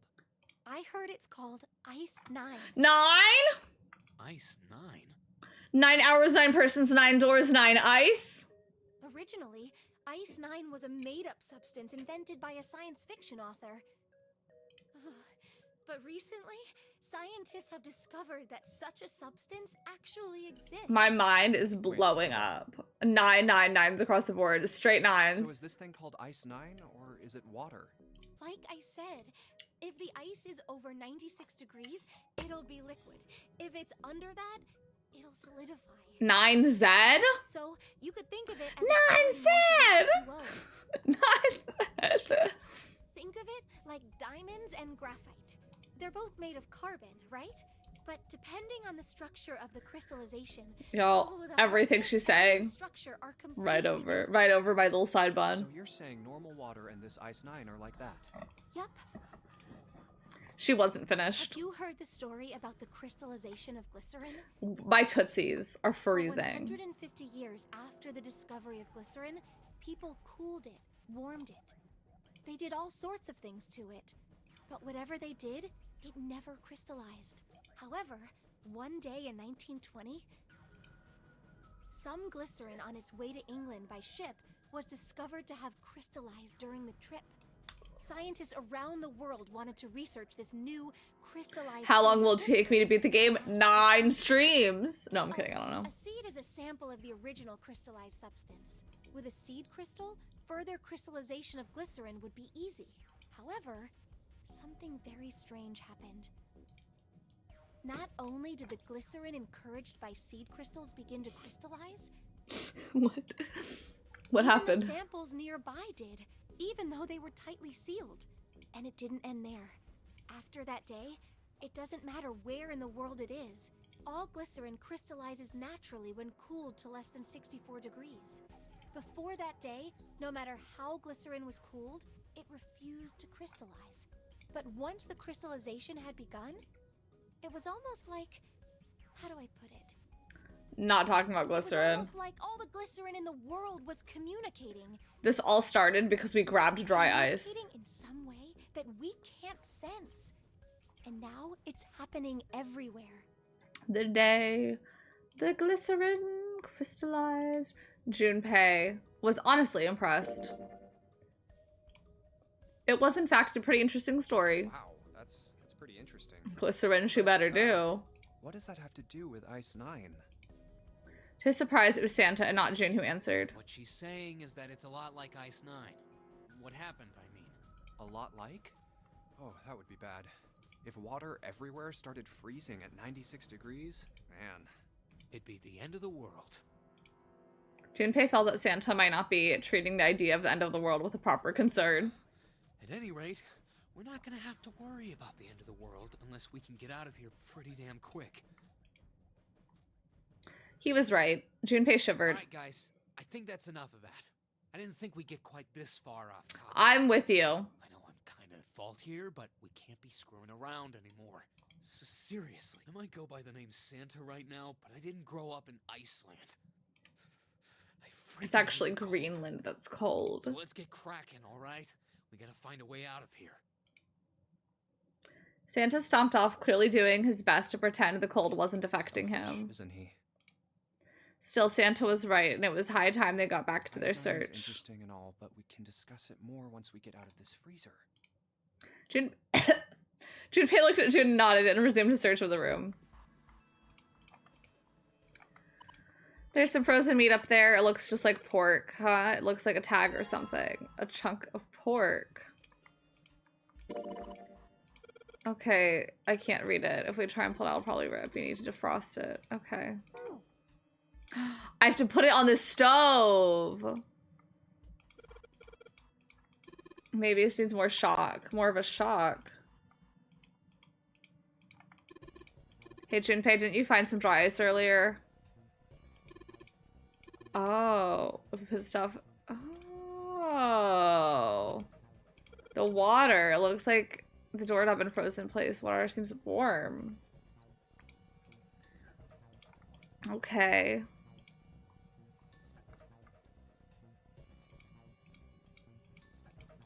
I'm trying to click on this one pipe. Okay, maybe I need a bag.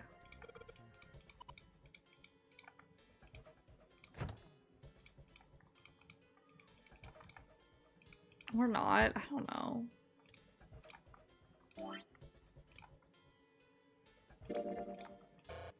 Okay.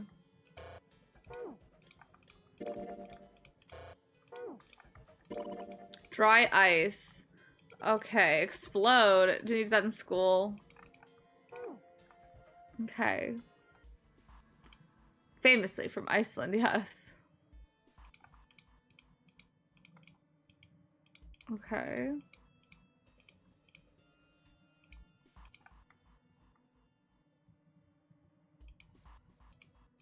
Okay, I need a bucket or something. Oh, wait, what's this?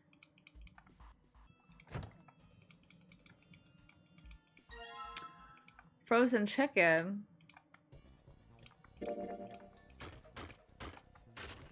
Bro, ain't no way. The dry ice is all in pieces now. That's what we were fighting for this whole time.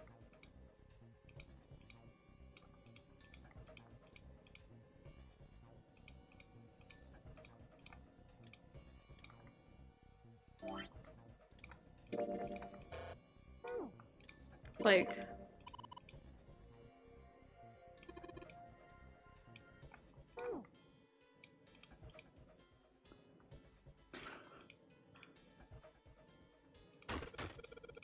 I'm confused by what they want from me, low-key.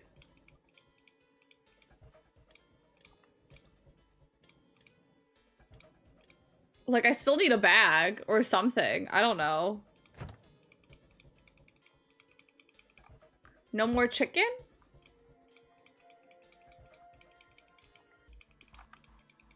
Oh. A sturdy rope? There's so much stuff in here. Why don't we take some of it? Oh my god, okay. Combine.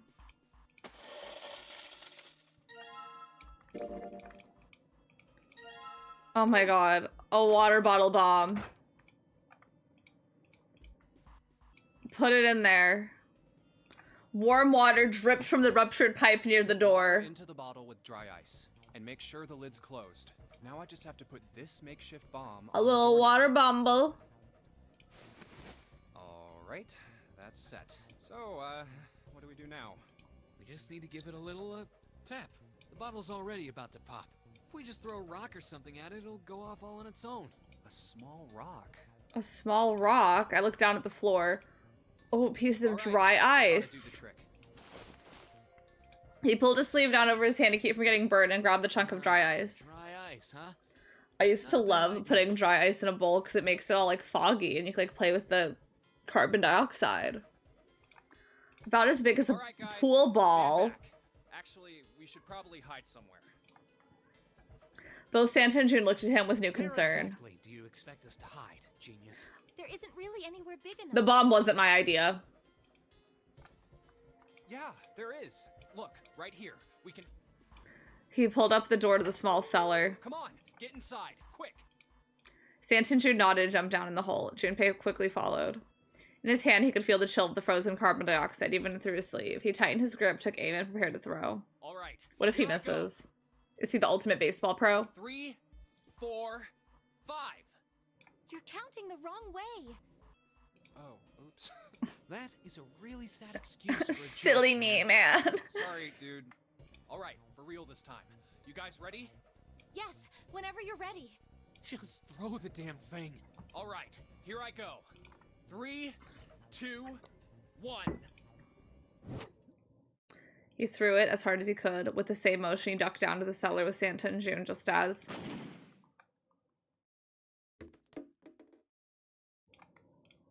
Junpei leapt up out of the cellar and ran to the door.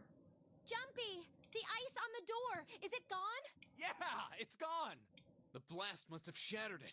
Yes. All right, let's see if it opens.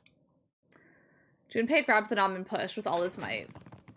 The door gave way easily and all three of them tumbled out of the freezer at once. Hooray! We're out! Junpei, her hand is so crazy. Like the amount of space between her fingers. June, relieved, collapsed on the floor. Santa shoved past June and ran straight to the grill, which he immediately grabbed. Oh, god damn it! Hot, hot, hot, hot, hot, hot! Fuck! He proceeded to kick the grill in a futile but amusing fit of You didn't rage. just grab the grill. What did you think would happen? Hey, where's Lotus? It took Junpei only a moment to find her. She was sitting on the counter, idly scratching her chest. Welcome back. I was starting to get tired of waiting for you guys. With a great yawn, Lotus lowered herself off the counter. Junpei clenched his teeth and walked toward her. What were you doing? What do you mean, what was I doing? I was waiting. We were gonna die. Oh, yeah? But you didn't. So everything worked out all right. Like, what was she supposed to do? What the hell? Just kidding. It might not look like it, but I was really worried. Oh, don't give me that crap. Like, what was she supposed to do? The truth. I mean, The fruise was on the if you died, inside. then I'd be in trouble too. If you died, then I'd be stuck here, and I'd die too. See? What's crazy is how tight this top I did all I is. could. I even looked around to see if there was anything I could use to pry open the door. But I couldn't find anything. So, all I could do was wait. I mean, what else did you want me to do? Call the cops? It was true. There wasn't much she could have done, but something about her tone. Junpei gritted his Fine. teeth. But there's one thing I have to ask you. What's that? You didn't close the door, did you? What? You think I closed the door on you? Why would she close the door? Why would I do something like that? It closed on its own.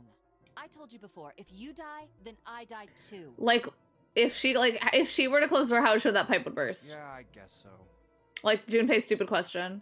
It seemed that an accident was the only explanation for the door's closure. If she really wanted to kill us, all she had to do was bar the door from the outside.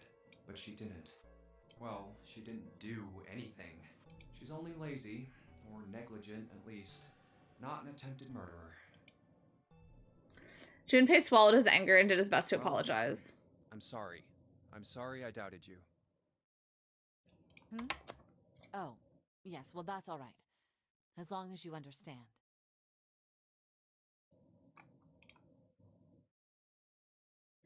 Lotus looked away and twirled her hair between her fingertips.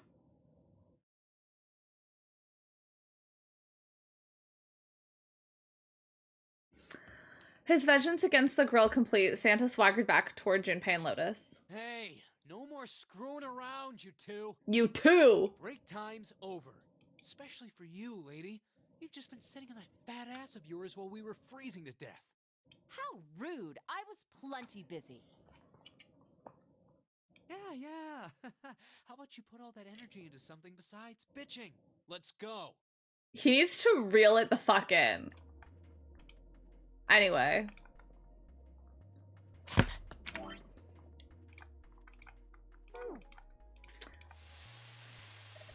Hey, what are you doing? What are you doing if the paper burns? Come on, it'll be fine. I mean, it's not like it's gonna burn right away, right? We just gotta keep an eye on it and the paper will be fine. Well, they can argue all they want. I'm gonna keep an eye on this pork. Cool, looks like it's about time. I'm gonna try to take the paper out. Chumpy, be careful. Sweet of her to care, but I know what I'm— Ow! See, I told you. Hey, what the hell are you doing? Hurry up and take the paper out. It's not coming out. The thing's frozen stiff. I can't get it out. So, are we gonna have to cut the meat? Yeah, looks that way. With a sharp knife. Yes, I cut the pork. Awesome, Junpei. Now we can cut out the paper. Okay. C plus 10 plus F, okay? So we have 16 plus 12 plus 15, which is equal. I didn't do this a good way. Okay, that's 11, 12, 13, 43.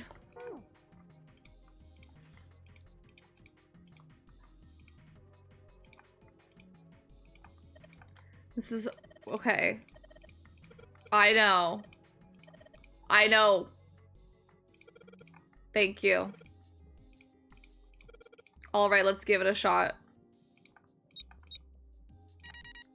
So for those that are confused by this puzzle, it was the hexadecimal numbers, and 10 equals 16, C equals 12, and F equals 15, because they told us that earlier. Okay. What is this? Please, oh my god, the key card. Get me out of this fucking room. No shade, I turned into cannibals in this situation. I'd be so fucking hungry. I think it's unlocked now. You did it, Jumpy. Let's get out of here. Yes, let's go. We're out. You found it! Okay. We've been here before.